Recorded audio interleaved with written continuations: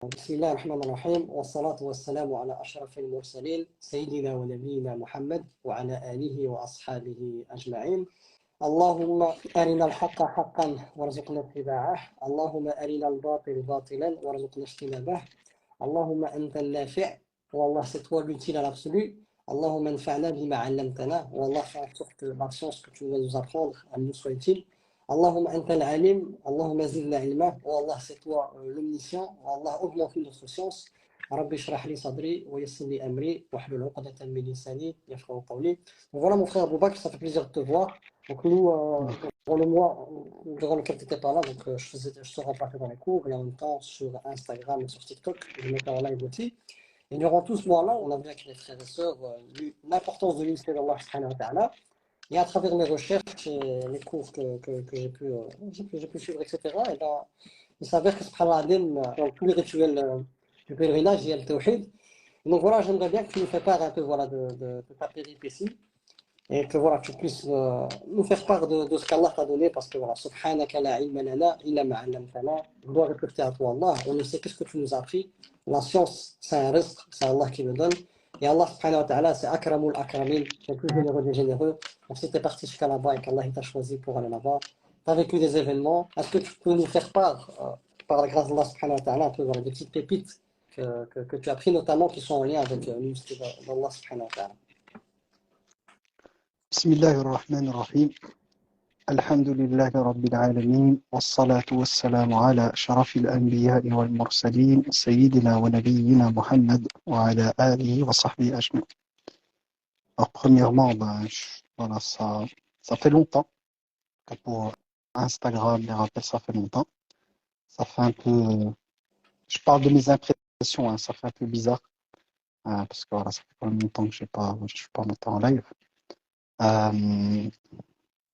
Je sais pas comment traduire l'état intérieur qui est le mien, mais Inch'Allah, ta'ala, voilà. C'est toi qui m'as invité au live, tu m'as envoyé un message en privé. Je me suis dit, Bismillah, Inch'Allah, ta'ala, on va monter en live, ça fait longtemps. Alors, ceux qui ont l'habitude avec moi, ils savent que, en tout cas pour les lives, parce qu'on est en dehors des cours ici, on est dans des lives qui sont des lives pour un public très très large. Donc le discours, il doit aussi être adapté au public et à ce public très très large. Mais avant d'arriver, j'écoutais ce que tu disais sur le tawhid, les 7 conditions, etc., etc. Et c'est vrai que pour un public très très large, des fois lorsque tu vois, on entend ce genre de choses, ça peut impressionner, ça peut faire peur, pas la peur au sens peur de cette connaissance, mais peur d'être dépassé, tu vois, peur de croire que la religion est faite pour une élite, tu vois, intellectuelle, capable de comprendre des concepts assez techniques. Or, la réalité de la foi est que la foi, en fait, est quelque chose qui est lié à notre fitra. C'est-à-dire que la foi est quelque chose qui est connecté à notre programmation initiale. La foi, elle est accessible à tout le monde. La foi n'est pas cantonnée aux intellectuels. La foi, elle n'est pas limitée aux intellectuels.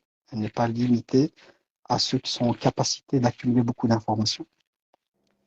La foi, c'est quelque chose, en fait. C'est une sorte, si on peut l'appeler comme ça, une sorte d'état intérieur. On parlait de fitra, donc c'est une programmation. C'est quelque chose qui est un programme, si vous voulez, une sorte d'application qui est déjà présente dans la programmation initiale, accessible à tout le monde et qui crée un état intérieur. Et cet état intérieur, c'est un état qui nous connecte à notre Seigneur, c'est-à-dire Allah Tabaraka wa Ta'ala. Quand on parle de tawhid, on parle de la chose la plus importante pour nous dans notre vie, c'est-à-dire qu'on parle d'Allah. Pour simplifier les choses de nouveau grand public, parler de tawhid, c'est parler de quoi? C'est parler d'Allah Tabaraka wa Ta'ala. Et parler d'Allah Tabaraka wa Ta'ala, c'est parler, pour découvrir notre Seigneur, on a 2 moyens qui s'offrent à nous pour résumer.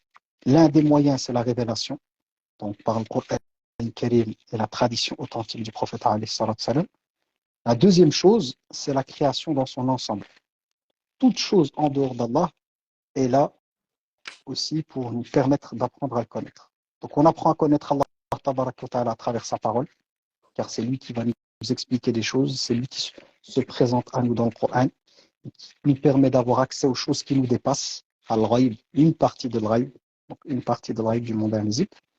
Mais il a fait de ce monde, il a fait de notre vie il a fait de l'expérience que nous sommes amenés à faire en étant nous-mêmes une chose aussi qui est au service de ce projet, à savoir le projet d'adorer Allah tabaraka wa ta'ala en apprenant à le connaître et en faisant de lui notre unique Seigneur, unique divinité.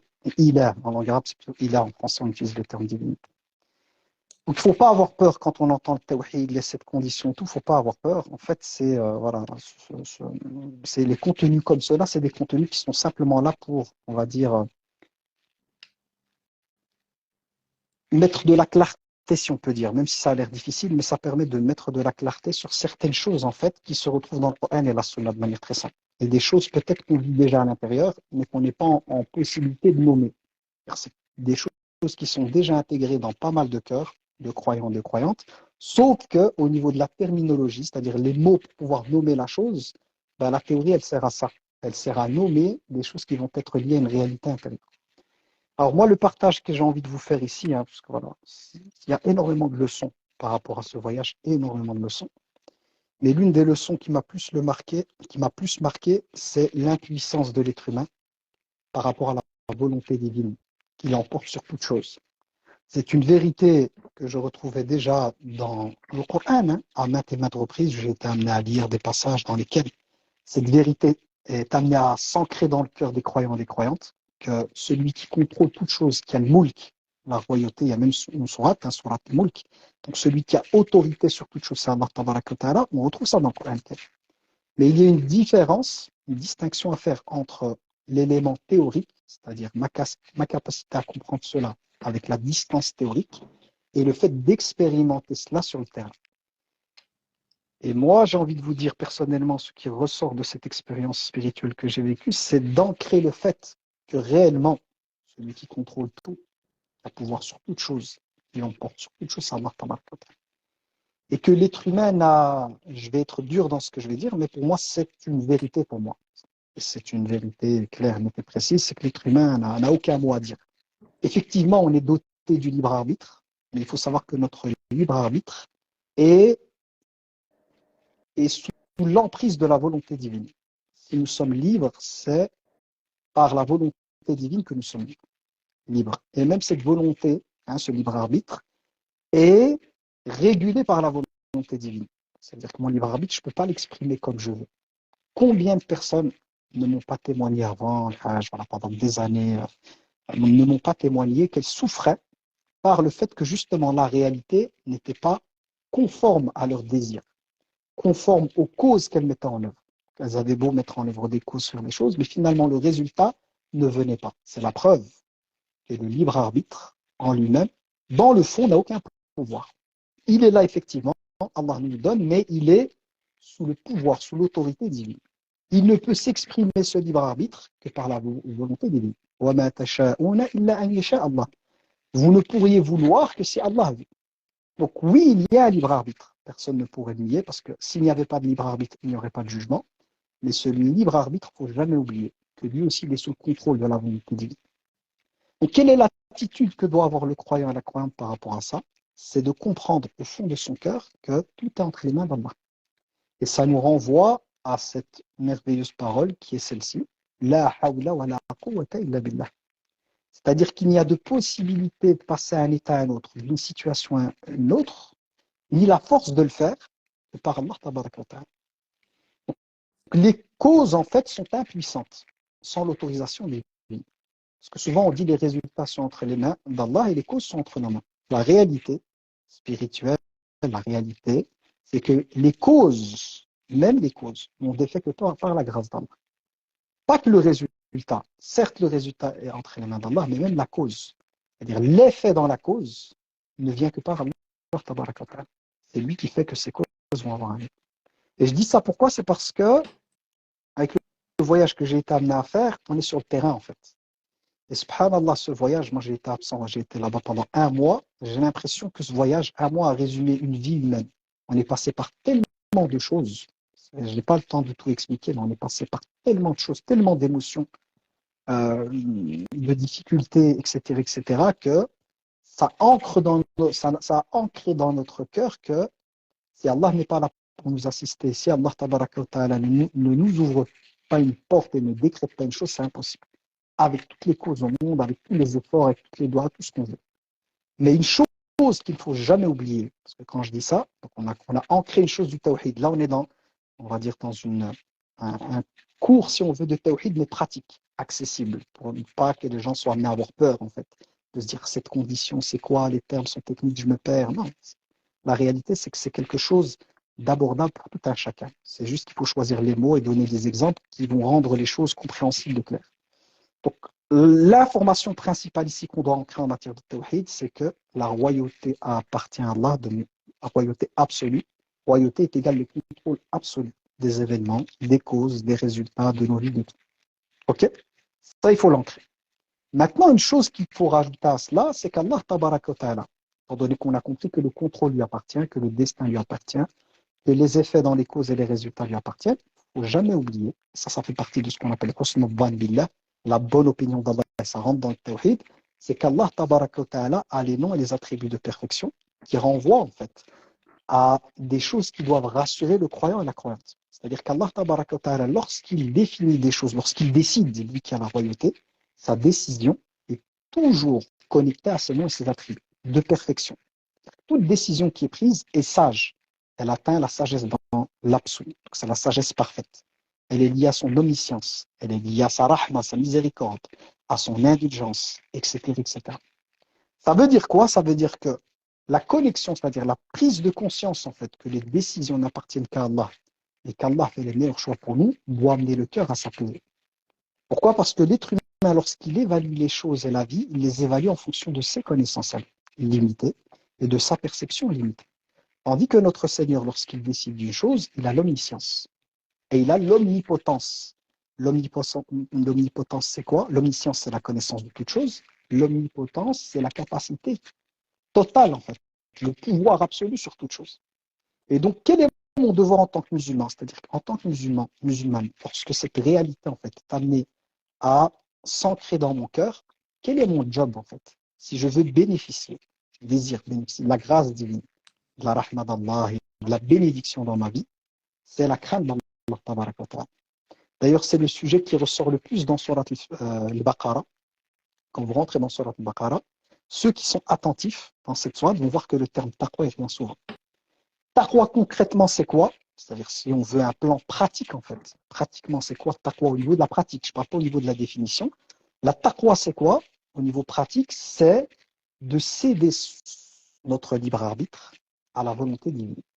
C'est-à-dire de troquer notre libre arbitre par la soumission à Allah tabaraka wa ta'ala. Ça veut dire quoi avec des mots encore plus simples? C'est de faire ce qu'Allah attend de moi et de me satisfaire de ce qu'Allah a décidé pour moi. C'est aussi simple que ça. Tu veux qu'Allah tabaraka wa ta'ala te bénisse et t'accorde ce qu'il y a de mieux pour toi. C'est quoi ton job à toi? Vu que nous, on n'a pas de pouvoir sur les... Comme je disais, hein, on peut faire les causes, mais l'effet dans les causes ne nous appartient pas, le résultat. Quel est mon job? Mon job, c'est de prendre la voie de la taqwa. C'est quoi la voie de la taqwa? C'est la voie de la soumission. D'ailleurs, le titre qui nous est donné, c'est musulman. Et au niveau étymologique en langue arabe, ça renvoie à la soumission. Donc, il y a deux attitudes possibles par rapport à la relation qu'on a avec notre Seigneur. Il y a celle de la soumission, l'istislam, se soumettre à Allah, c'est-à-dire lui obéir. La deuxième position possible, et qu'Allah nous en préserve, c'est la rébellion, qu'on appelle, que le Coran va qualifier de kufr. Et le terme renvoie à couvrir, à refuser de suivre la voie d'Allah. Toute personne qui fait le choix de la soumission, c'est-à-dire de soumettre son libre arbitre à Allah, et je vous ai dit, le libre arbitre ne peut agir que par la volonté divine, se verra accorder par Allah sa bénédiction. Et toute personne qui tourne le dos au rappel d'Allah, qui tourne le dos à la révélation, aura une vie pleine de gêne.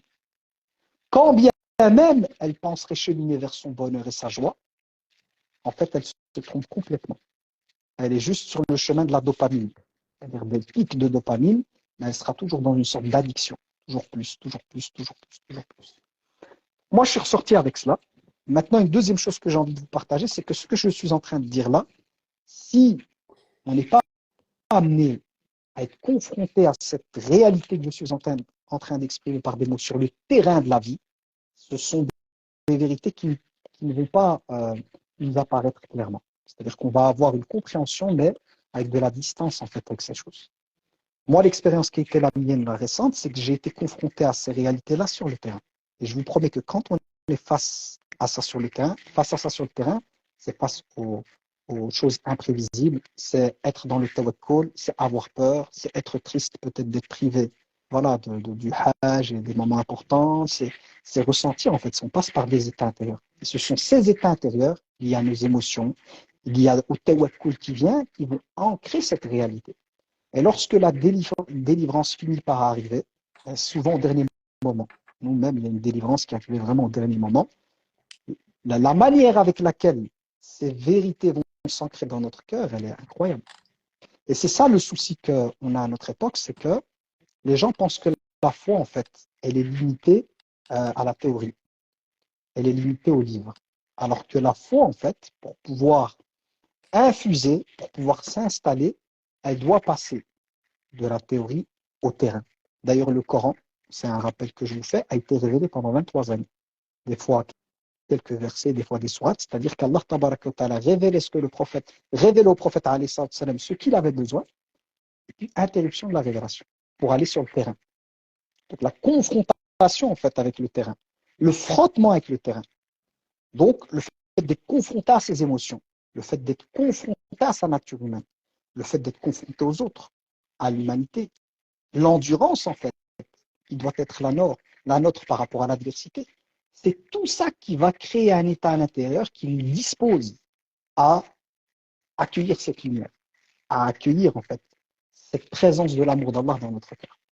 Si on déconnecte en fait le Coran Karim ou la tradition du prophète salam, du vécu de la réalité, de cette expérience humaine qui est la nôtre de vivre notre vie, les vérités coraniques ne vont pas se présenter à nous. Elles ne vont pas avoir de goût. Mais lorsqu'on connecte la parole divine, la parole de notre messager salam, authentique, à nos vies, à notre vécu, à nos douleurs, à nos souffrances, à nos blessures, à notre histoire, aux défis que nous sommes amenés à vivre, le Coran a un goût en fait. Il y a un goût coranique qui se révèle à nous. Quand on dit goût ici, c'est la foi, elle a un goût, un halawa, elle a un côté agréable en fait. Et ce goût ne peut être perçu par les sens que par le frottement avec la réalité. C'est pareil pour des gens qui ont des tisanes à la maison et tout, il faut chauffer l'eau. C'est quand l'eau elle se met à bouillir, quand elle bout, que vous mettez le sachet, que ça infuse. Énormément de choses révèlent leur odeur, même s'il y a certains bâtons en fait qui contiennent des parfums, il faut les brûler. C'est comme ça que l'odeur elle se dégage. Spirituellement, c'est pareil. C'est pour ça que la plupart des personnes souvent qui nous témoignent des retours vers la religion, la foi et un niveau de foi qui a augmenté, c'est souvent avec les épreuves. Ils se sont retrouvés dans des situations très compliquées et ça les a ramenés vers la religion, vers Allah, vers, pour certains YouTube, Instagram, des rappels de frères ou d'autres. Et ça a été la porte d'entrée en fait vers le retour vers la foi. Donc qu'est-ce qui a amené ces personnes justement à se sentir investies par leur foi, donc redécouvrir la foi et la religion avec une nouvelle apparence, c'est quoi? C'est le fait de se frotter à la réalité. Et le besoin, en fait, de calmer son cœur qui bout. Le cœur se met à bouillir, de le calmer par le fait de faire appel à Allah tabaraka wa ta'ala. Tout ce que j'ai dit depuis tout à l'heure, on est dans le tawhid. Donc, parler de l'être humain, parler des émotions, parler du vécu, parler des défis que nous avons à relever sur Terre, c'est connecté au tawhid. Parce que nous, en tant qu'être humain, par rapport à tout ça, on a besoin d'Allah tabaraka wa ta'ala. Donc, c'est du tawhid. Et l'erreur serait de penser que le tawhid, c'est lié qu'à la mosquée, qu'à la prière, qu'au jeûne, à la zakat. C'est-à-dire que la religion se limite en fait à ce qu'on appelle le culte. Non, la religion, elle englobe tous les éléments de la vie. Et quand on dit la religion, ce que j'entends par la religion, c'est notre Seigneur. Parce que la religion renvoie vers le mode de vie qu'on doit avoir. Notre dîn, c'est quoi? C'est notre mode de vie. C'est les commandements divins, c'est l'unicité d'Allah. Donc, le dîn, il englobe en fait ce qu'Allah a décidé pour nous. C'est Allah qui a choisi l'islam comme religion pour nous. Et l'islam renvoie à la soumission à Allah tabaraka wa ta'ala. Donc si notre vie est animée, donc si notre cœur plutôt est animé par la conscience que quand on parle de dîn, quand on parle du tawhid, quand on parle d'Allah, ça concerne tous les champs de notre vie. Toute chose est une occasion de se rapprocher d'Allah, d'en apprendre davantage de notre Seigneur et de l'unifier, même si c'est un terme voilà, qui n'existe pas en français, mais on n'a pas d'autre terme qui renvoie à cette unicité. Alhamdoulilah, on est dans le champ du tawhid. Même, et souvent, je le disais même aux personnes, la consommation de nourriture. Aujourd'hui, moi, j'avais un exercice spirituel qui est venu comme ça. Je me suis mis à manger, à boire, et je me rendais compte en fait de la faveur de notre Seigneur de nous permettre de manger et de boire. Cette nourriture, d'où elle vient? Je voyais voilà, de la nourriture là sur place, je me disais, subhanallah, cette nourriture pour arriver sur mon assiette, elle est passée par combien de causes? Et ces causes qui est derrière? Et ce risque, d'où il vient? Cette terre en fait qui permet de faire ressortir ces grains, ces fruits, ces légumes, etc., etc. D'où ça vient? Et il y a une pluie en fait qui descend du ciel pour permettre d'avoir ça. Tout ça, c'est du tawhid. Le Coran ne nous rappelle-t-il pas ces vérités quand on rentre dans le Coran? Est-ce qu'Allah tabaraka dans le Coran, pour travailler notre foi, pour renforcer notre tawhid, est-ce que Allah tabaraka wa ta'ala ne nous parle pas de la création, de la pluie, des nuages, du vent, des récoltes, des bestiaux, de tout cela? Donc s'il nous en parle, c'est que ces éléments-là sont au service du tawhid. Car leur source, c'est Allah tabaraka wa ta'ala, et on revient au nom Ar-Razzaq. Allah Ar-Razzaq, le pourvoyeur. Donc voilà, c'était pour un peu simplifier la compréhension. Quand on parle de tawhid, ça englobe toute chose. Le tawhid englobe toute chose parce que toute chose est le fruit de la volonté divine. Il n'y a rien dans ce monde qui n'échappe à la volonté divine. Il n'y a rien dans ce monde qui n'a été créé en dehors de la volonté divine. Rien ne peut exister si ce n'est par la volonté divine. Donc, tout nous renvoie au tawhid. Toute la création est un objet. Ce sont des objets, en fait, de contemplation de notre Seigneur. Donc, le tawhid, il est partout. Moi, des fois, je suis amené à regarder des reportages sur les planètes, l'astrophysique, des fois sur les abeilles, des fois sur l'économie, et à chaque fois que je regarde cela, je pense à Allah. Toute chose, elle fait penser à Allah. Si c'est l'économie, ça me renvoie aux règles juridiques liées au commerce et la perfection des lois d'Allah par rapport à l'économie. Si c'est les astres, c'est la création d'Allah, macroscopique. Si ce sont les bactéries, les petites choses, c'est la création d'Allah, microscopique. Tout renvoie vers Allah. Même les reportages animaliers, leur fonctionnement, d'où ils viennent, leur apparence physique, leur génétique et tout, c'est qui est le créateur. Donc, finalement, si on arrive à poser, si on a réellement on est connecté à notre foi, à cette fitara et à cet équipement intérieur qui nous amène à nous connecter à l'unicité d'Allah, c'est partout. Là où nous sommes amenés à poser nos yeux, il y a des leçons pour les doués d'intelligence. Il y a des exercices spirituels qui s'offrent. Mais il y a ceux qui voient et ceux qui sont aveugles. Ceux qui ne voient que l'enveloppe apparente et qui oublient le Créateur, qui ne sont connectés qu'à l'œuvre, mais pas à celui qui est derrière. Et ceux qui voient à travers l'œuvre celui qui est derrière. L'iPhone n'a aucun mérite. Si on prend par exemple la technologie, l'iPhone en lui-même n'a aucun mérite. Il ne s'est pas créé lui-même. L'iPhone a été inventé par quelqu'un. Donc les gens, qu'est-ce qu'ils voient en général? C'est l'iPhone. Et ils sont subjugués par la technologie dedans. Mais la réalité, c'est que ce téléphone ne s'est pas fait lui-même. C'est juste un exemple pour comprendre. C'est quelqu'un derrière qui, par les compétences qu'Allah lui a données et tout, a été en mesure de faire cela. L'exemple que je vous donne là, c'est juste un exemple. On peut en islam utiliser des exemples juste pour comprendre des choses qui nous dépassent. Là, on est à l'échelle humaine. Un cerveau humain, ce qu'il a produit, et on voit les gens qui sont subjugués, technologie, chaque fois ils nous sortent un nouveau numéro, etc., etc. Mais lorsqu'on parle d'Allah, on parle de l'omniscient, de l'omnipotent. Les gens, quand ils veulent construire des choses, sont limités par les matières premières. Donc, des fois, ils ont des idées de technologie, mais ils sont limités quant à la technologie qui est présente. Sur papier, ils peuvent avoir des trucs incroyables, mais techniquement, c'est trop difficile. Il faut attendre. Allah, tabaraka wa ta'ala, il a l'omniscience, mais aussi l'omnipotence. Il peut tout faire, subhanah. Et c'est ça qu'on doit connecter à notre cœur, il doit ressentir ça. C'est-à-dire la grandeur d'Allah, tabaraka wa ta'ala, à travers tout cela, wallahu a'lam. Juste par rapport à ce que tu as dit à la fin, Ibn al-Qayyim, dans son livre Al-Fatih des itinérants, il dit certes tous les versets du Coran, incluent le tawhid, en témoignent et exhortent. Et subhanallah, c'est là l'importance. Le tawhid, ce n'est pas qu'une théorie. Et c'est pour ça que voilà, moi je t'ai dit, j'ai dit au départ, voilà, je ne sais pas si tu as écouté, que mon projet est en train de prendre une tournure parce qu'Allah, subhanahu wa ta'ala, par sa grâce, il me permet de prendre conscience de l'importance de le connaître, de connaître l'unicité. Même Allah, dans le Coran, il n'a pas utilisé le terme tawhid. Il a utilisé le terme ikhlas. Et Cheikh Fahd al-Ansari dit que le tawhid, il est lié à l'ikhlas. à la sincérité. Même le mot tawhid, il ne serait pas résumé ce qu'Allah a voulu de son unicité. C'est pour ça qu'Allah a utilisé le terme ikhlas, la sincérité subhanahu pour parler subhanahu de son unicité subhanahu. Parce que c'est pas juste de la théorie. Et Cheikh Farid Ansari, il disait que c'est quelque chose qui se vit le tawhid, c'est pas juste de la théorie comme tu as dit.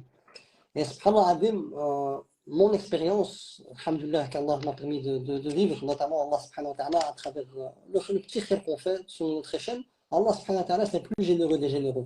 Nous, on essaie d'être généreux dans ce qu'on propose, dans ce qu'on propage par rapport à notre petite connaissance pour aider les gens à se sentir mieux, à être plus à l'aise. Mais Allah, c'est akramul akramin. Allah, il sera avec toi comme tu es avec les gens. Comme nous, on essaye par la grâce d'Allah subhanahu wa ta'ala d'amener les choses de la meilleure des manières, eh ben Allah subhanahu wa ta'ala, il est avec toi comme tu es avec les gens. Allah subhanahu wa ta'ala, c'est lui qui te permet de comprendre. Et je reviens à Sulayman alayhi salam avec son père Daoud alayhi salam, quand il devait juger sur une affaire, et c'est Allah qui a fait comprendre à Sulayman alayhi salam l'issue de l'affaire. Et donc, subhanahu, même la compréhension, subhanahu, elle n'appartient qu'à Allah. C'est Allah qui la donne à qui il veut. Et même notamment quand on est venu manger chez toi quand tu as fait la sadaqa quand tu as invité toute la famille, et tu avais parlé même voilà, d'un grand savant qui avait vécu toute sa vie, et un bédouin qui ne connaissait rien, rien de quoi rien. Et le savant lui a resté un verset, ce verset il a chamboulé sa vie. Et en termes de compréhension, on voit une grande différence. Son savant il a vécu toute sa vie, mais en termes de compréhension, le bédouin, il a dépassé le savant. Pourquoi? Parce que c'est Rabbi subhanahu wa ta'ala qui met l'être dans les causes. Allah, il fait ce qu'il veut dans sa création et on revient au tawhid de la seigneurie. C'est ça que subhanahu, lorsque même aujourd'hui, par rapport à mes enfants, à mes nièces et tout, je leur rappelle, je suis en train de les motiver à prendre par cœur les conditions de Allah. Et une fois qu'ils auront appris par cœur, je vais essayer de les aider à comprendre. Et après, par la grâce d'Allah subhanahu wa ta'ala, passer à l'étape supérieure qui est d'essayer de les vivre. Mais subhanallah, lorsqu'on apprend cette théorie par cœur et qu'elle devient comme la respiration, quelque chose de naturel, et qu'après on essaie de la comprendre, étape par étape, on essaie de la comprendre et de l'assimiler, notamment à travers des exercices comme j'ai fait avec Abu Bakr avec tes élèves, c'est par exemple prendre l'histoire des prophètes et voir quel nom d'Allah on peut voir, on peut contempler dans ces histoires-là. Et notamment Allah subhanahu wa ta'ala, souvent dans les versets du Coran et dans les histoires des prophètes, chaque fois il termine par des noms. Et ces noms-là, Allah il les a choisis. Et Allah subhanahu wa ta'ala, comme c'est lui le hakim qui a la sagesse en absolu, qui fait la chose convenable au moment convenable et de la manière convenable, s'il a choisi ce nom-là, c'est pas pour rien, c'est pour nous éduquer. Et subhanallah, ce travail, on doit le faire, subhanallah. Et par rapport, quand tu as dit le tawhid, ce n'est pas qu'une théorie. Subhanallah, mon expérience qu'Allah m'a donnée, il m'a fait comprendre avec le cœur, et c'est ce que je vis. Moi, je dirais que les 7 conditions de la ilaha illallah, il y en a une huitième, il y a un savant qui a rajouté une huitième. Subhanallah, moi je les vois comme des panneaux, comme une clôture. Pour me protéger de l'association. Si je ne les connais pas, si je ne connais pas ces panneaux-là, ah ben c'est normal que je peux me faire avoir facilement par Shaitan. Et par la vie ici-bas et sortir. Tu vois, parce que j'ai pas, ici, on va te dire, attention, il y a un virage glissant. Si j'ai pas ce panneau-là, eh ben, je veux rouler à du 120 et je peux glisser, je peux mourir, tu vois. Et donc, les, les conditions d'Allah, moi, je les vis comme si c'était des panneaux. Et même mon âme, même mon âme, mon côté faux jour, parce qu'on a tous un côté faux jour, un côté immoral, et un certes réussi celui qui purifie son âme, et un certes perdu celui qui la délaisse. Wallahi l'azim, je jure par Allah subhanahu wa ta'ala, que les 7 conditions d'Allah, quand tu essayes de les vivre, Wallah l'azim, t'es comme dans le jiu-jitsu, t'as des clés partout, ton côté faux jour, il ne sait même pas s'exprimer. Pourquoi? Parce que ton côté faux jour, il te pousse à justifier tes péchés à travers la logique, comme il a fait Iblis. Et grâce au tawhid, tu deviens comme Adam alayhi salam. Tu ne justifies pas à travers la logique tes péchés. Directement, tu demandes pardon à Allah subhanahu wa ta'ala et tu remets la faute sur toi. Pourquoi? Parce que tu sais qui est ton Seigneur. Donc, c'est pas qu'une théorie. Voilà, c'est pas qu'une théorie. Et même la manière de pouvoir prêcher le tawhid, c'est la plus belle chose, c'est la plus belle des sciences. C'est la connaissance d'Allah subhanahu wa ta'ala. Même la manière de la prêcher, ça doit être la plus belle manière. Pourquoi? Parce que c'est la plus belle science. Et c'est pour ça que avant que tu viennes, je dis j'aimerais bien faire un appel du cœur à tous les imams pour qu'on puisse mettre en place des doros spécifiques pour ça. Parce que ce qui a aidé la communauté à élever, notamment les compagnons avec le prophète, c'est cette parole-là, mais pas la parole juste, voilà, la parole comme on dit avec la langue, non. Cette parole dite avec la langue, mais prononcée aussi avec le cœur et vécue avec les tripes. Parce que quand tu parlais que tout est tawhid, ben c'est normal. Si maintenant moi je ne connais pas le tawhid de la seigneurie, Wallah, juste le tawhid de la seigneurie, c'est quelque chose de très très très puissant, que si tu le cernes en profondeur, tu verras Allah là où tu verras Allah subhanahu wa ta'ala. Pourquoi? Parce qu'à travers le tawhid de la tu sais que c'est Allah qui a tout créé. Donc la réalité de la création, il n'y a que Rabbi qui la connaît. Donc moi-même, le fait que je sais qu'Allah c'est lui qui a tout créé, qu'est-ce que ça implique dans ma vie? C'est comme ça qu'il faut apprendre les choses. Ok, j'ai appris cette science-là, mais qu'est-ce qu'elle implique dans ma vie? C'est que subhanallah, la réalité de toute chose, il n'y a qu'Allah qui la connaît. Pourquoi? Parce que c'est le seul créateur. Donc, qu'est-ce qui se propose à moi comme travail? C'est de réformer ma manière de voir les choses. Et en plus de ça, on peut rajouter encore autre chose. Le fait que je sais qu'Allah, il a tout créé. Moi, je fais partie de la création. C'est-à-dire que je dois tout à Rabbi subhanahu wa ta'ala. Je suis intrinsèquement lié à Allah subhanahu wa ta'ala. Et ensuite, on avance le fait qu'on sait qu'Allah subhanahu wa ta'ala, c'est lui le maître absolu. C'est lui le roi des rois. Celui à qui appartient toute chose et celui qui a le pouvoir sur toute chose. Et moi-même, je lui appartiens. Et Allah subhanahu wa ta'ala, c'est lui qui a le pouvoir sur toute chose. Donc, comment quelque chose pourrait me stopper? Comme disent les rappeurs, ils disent qui peut me stopper? Ça, c'est que des paroles, c'est que de la prose. Mais après, voilà, quand ils sont dans des situations délicates, eh ben là, on voit un peu, voilà, on voit le rouge là, comme on dit. Mais subhanallah, si t'as Allah avec toi, dis-moi qui peut te stopper? Les flammes, ils ont pas stoppé Ibrahim alayhi salam. La mer, elle n'a pas bloqué Moussa alayhi salam. La baleine, elle n'a pas bloqué Yunus alayhi salam. Ainsi de suite, subhanallah. Les Quraysh n'ont pas pu tuer le prophète alayhi salam. Parce que pourquoi? Parce que Allah subhanahu wa ta'ala est avec lui. Même la leçon qu'Allah nous donne, même notamment à travers l'histoire de Yunus alayhi salam, quand Yunus alayhi salam, il est parti de son peuple sans demander l'accord d'Allah subhanahu wa ta'ala, et lui il ne pensait pas qu'Allah allait le punir, etc. Mais Allah subhanahu wa ta'ala allait éprouver. Et dans la baleine, il s'est passé des choses, et notamment liées aux causes, dans le sens où il est dans une baleine, dans les profondeurs de l'océan, et il vit quand même. Et Allah il lui permet d'entendre les poissons en train de glorifier Allah subhanahu wa ta'ala. Et là, il y a quelque chose qui se passe. Il y a quelque chose qui se passe à l'intérieur de lui, par rapport aux causes et par rapport à celui qui met les faits dans les causes. Parce que lui, pourquoi il est parti de son peuple? Il a fait que les causes, puis après il est parti. Mais Allah, il nous donne une grande leçon, et à nous tous, subhanallah. Et le fait est qu'il a pris conscience que c'est Allah qui met les faits dans les causes. Je ne sais pas si on peut dire ça comme ça d'un prophète, mais dans le sens où c'est la morale. Tu me corriges à si je dis quelque chose voilà, qui, euh, qui n'est pas dans le cadre qu'Allah n'agrée pas, ou que, voilà, à travers mes mots je me trompe, parce qu'il faut parler de manière chirurgicale avec les prophètes. Pourquoi? Parce qu'ils ne commettent pas de péché.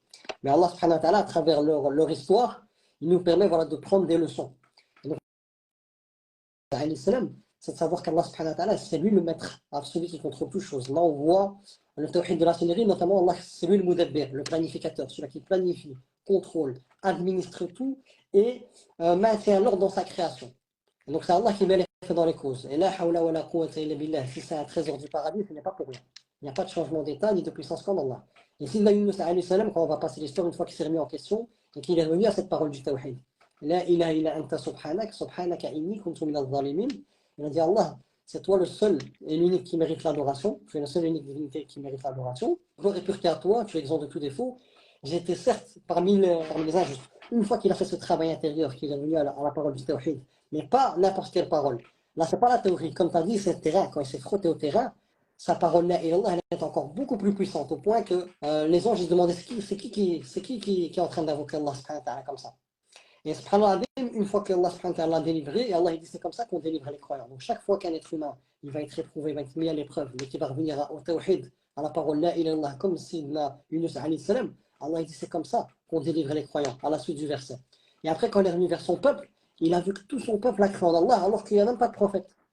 Il n'y a même pas de prophète. Le prophète était dans la baleine. C'est pour nous montrer que, subhanallah, c'est Allah subhanahu wa ta'ala, le principal. Et il y a des gens, souvent, dans les accompagnements que je fais, notamment individuels, il y a des personnes qui me disent, ouais, mais là, on n'est pas des compagnons, on n'est pas des prophètes. Mais je dis, tu n'as pas compris. C'est Allah subhanahu wa ta'ala, dans le Coran et dans la tradition prophétique. Et ça, le tawhid, ça t'aide à comprendre la religion en profondeur. Si Allah subhanahu wa ta'ala te mentionne des êtres humains dans le Coran, des compagnons dans les hadiths, etc., c'est pas pour rien. C'est pas par rapport à leur personne. Eux, ils sont faibles. C'est par rapport à leur relation à Allah subhanahu wa ta'ala. Donc, si Allah te donne ces personnes-là comme exemple, c'est par rapport à leur relation avec Allah subhanahu wa ta'ala. Donc, ok, tu n'es pas un prophète, mais même les prophètes sans Allah, ils sont rien.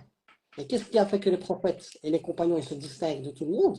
C'est leur relation avec Allah subhanahu wa ta'ala. Et comment ils vivaient leur foi avec Rabbi. Le tawhid, c'est une histoire avec Rabbi. C'est ça qu'Allah nous dit de faire attention. Ce n'est pas leur personne. Eux, c'est des êtres humains comme nous. Allah nous dit que le prophète il dit dans Surat Kaf, dans le dernier verset, je suis un être humain comme vous. Mais la différence, c'est qu'Allah lui a accordé la révélation. Donc nous, subhanallah, on ne doit pas voir les compagnons comme, voilà, comme quelque chose d'inaccessible, etc. Non, c'est par la grâce d'Allah subhanahu wa ta'ala qu'ils ont pu réaliser ça.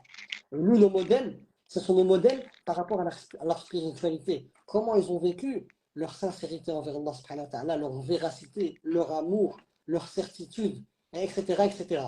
Avec Allah subhanahu wa ta'ala. Et c'est pour ça que lorsqu'on revient au tawhid, parce que c'est le A de la religion, le seul droit d'Allah sur ses créatures, c'est de l'adorer sans rien lui associer. Allah subhanahu wa ta'ala, il n'a qu'un seul droit. Et si je respecte le seul droit d'Allah, eh ben, je vais respecter le droit de tout le monde. Pourquoi? Parce qu'Allah Pour que subhanahu les wa gens ta'ala, comprennent, parce que des fois, les gens peuvent mal comprendre, mais c'est dans un hadith où le prophète alayhi sallam a dit à un compagnon, je pense que c'est Mu'adh radiallahu anhu, il a dit, sais-tu quel est le droit d'Allah sur ses créatures? Ça vient de ce hadith-là. C'est-à-dire qu'Allah, tabaraka wa ta'ala, il a tous les droits sur nous. Ça, les gens comprennent bien, il a tous les droits sur nous. Mais tous ces droits se résument à quoi? À l'adorer lui sans rien lui associer. Mais il a tous les droits sur nous. Quand mon frère il dit un seul droit, c'est de comprendre que tous les droits d'Allah amènent vers une chose absolue qui est celle d'adorer Allah sans lui donner d'associé. Donc il a tous les droits sur nous et tous ces droits-là remontent vers le fait de l'adorer lui sans rien lui associer, c'est-à-dire lui obéir à lui, l'obéissance totale à tous les niveaux.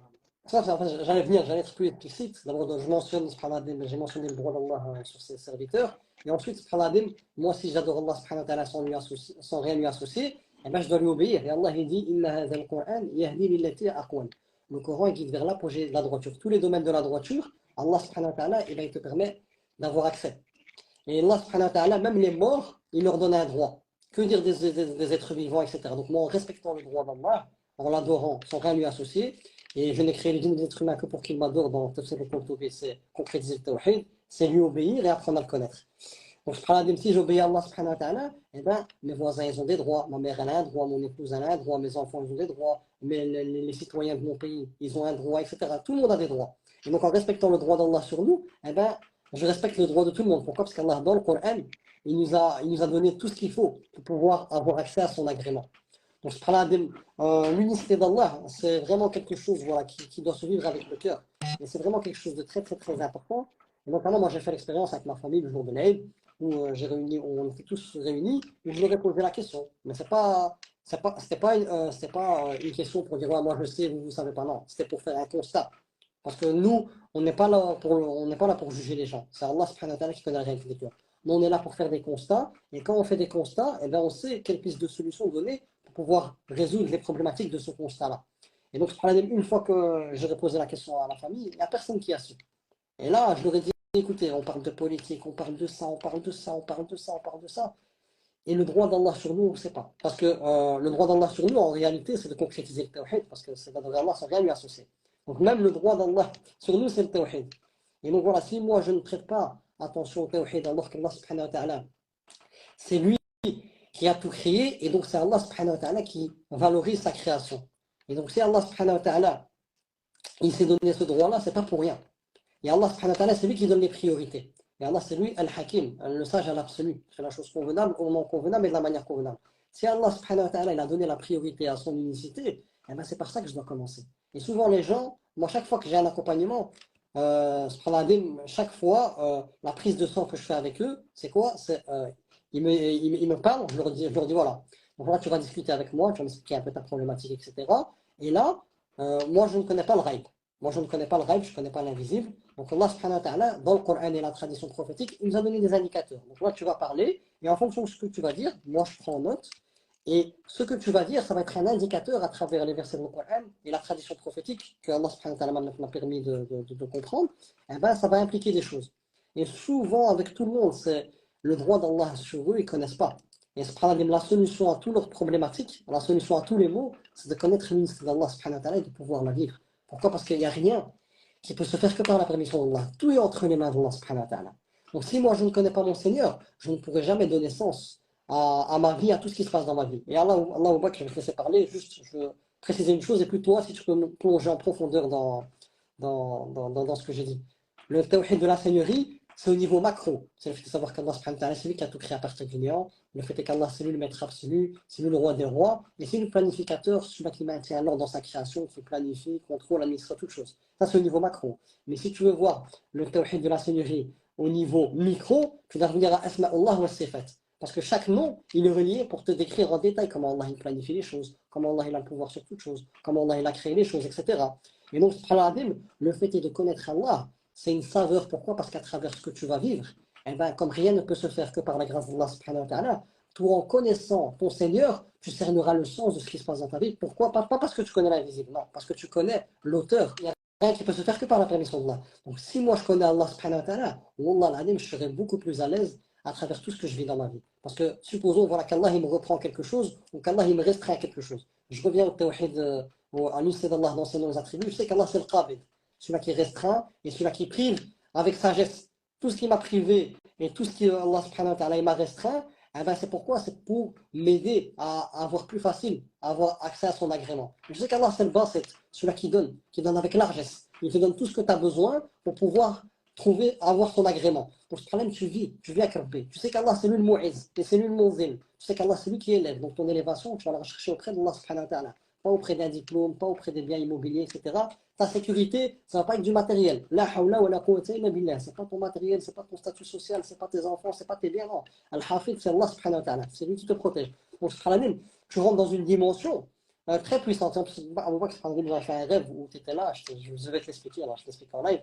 Où, chaque fois, il y avait plusieurs pièces, et chaque fois que je rentrais dans une pièce, il y avait des choses qui dépassaient l'entendement. C'était trop beau. C'était trop beau, subhanallah. Et à la fin, voilà, il y a un petit passage dans le rêve que je vais te raconter qu'à toi. Et il va te faire rire quand je te le raconter. Mais subhanallah, ça m'a fait penser au nom d'Allah, parce que ce que je faisais aussi avec tes élèves, et moi-même, voilà, comme voilà, j'essaie de m'assurer par rapport à ça. Chaque fois que tu connais Allah, un nom d'Allah subhanahu wa ta'ala, par rapport à la saveur de ta vie, eh ben, c'est comme si tu ouvrais une porte et tu es dans un endroit magnifique. Et puis, tu connais un autre nom, tu ouvres une autre porte, cet endroit aussi il est magnifique. Et chaque endroit il a sa majesté et sa splendeur. Et subhanallah, chaque fois, au plus tu apprends à connaître Allah subhanahu wa ta'ala, au plus il y a des portes qui s'ouvrent à toi, au plus subhanallah, Allah il te permet de découvrir sa splendeur.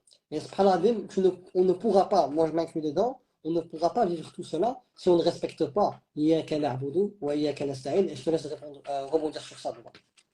Écoute, moi, ce que j'ai envie de te dire, c'est que, alors, pour donner l'envie aux personnes aussi, hein, c'est-à-dire que, tu vois, à partir du moment où on parle de tawhid, les personnes pourraient se demander quel est l'avantage, quels sont les bénéfices directement. Parce que souvent, il y a des personnes qui, lorsqu'elles découvrent que les avantages, ou elles le savent, hein, sont des avantages liés à l'au-delà, elles sont pressées d'avoir un avant-goût sur Terre, tu vois. Ah, je vais attendre après la mort. Elles veulent, l'être humain, il est comme ça, il est ajoul, il est pressé.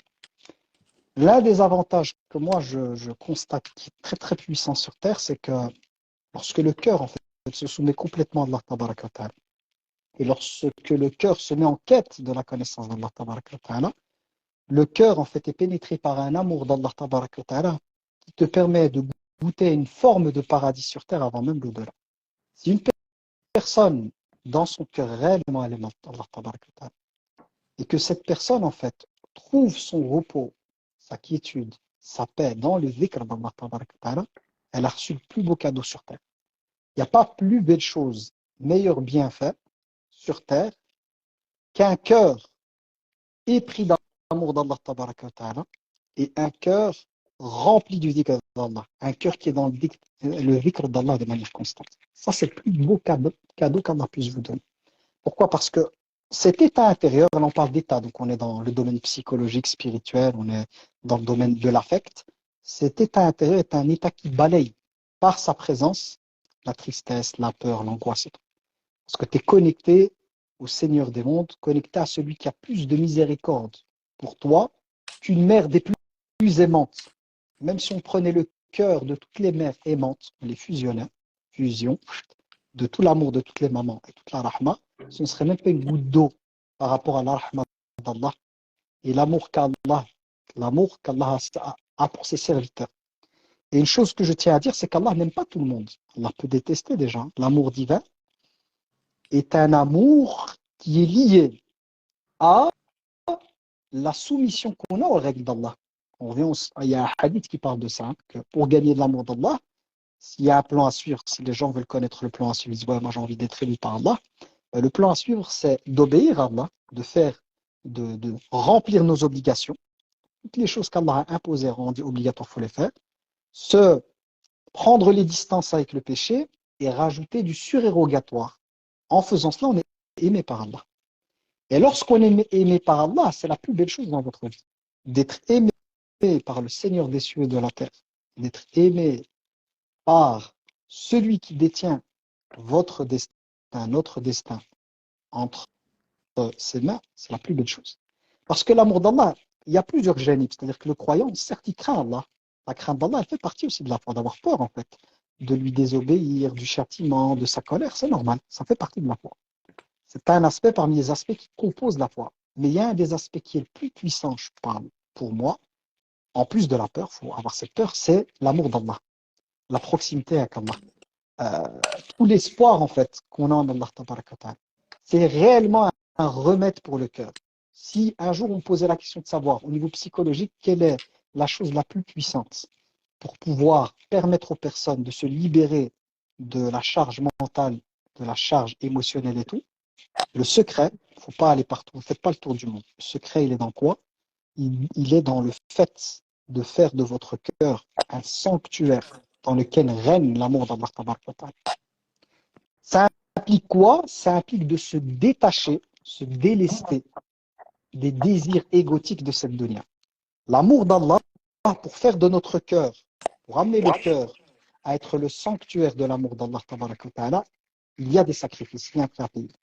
Et le prix à payer, ça renvoie au tawhid, c'est de sortir du cœur toute chose qui viendra à rentrer en compétition avec l'amour d'Allah, ou toute chose qui s'opposera à cet amour.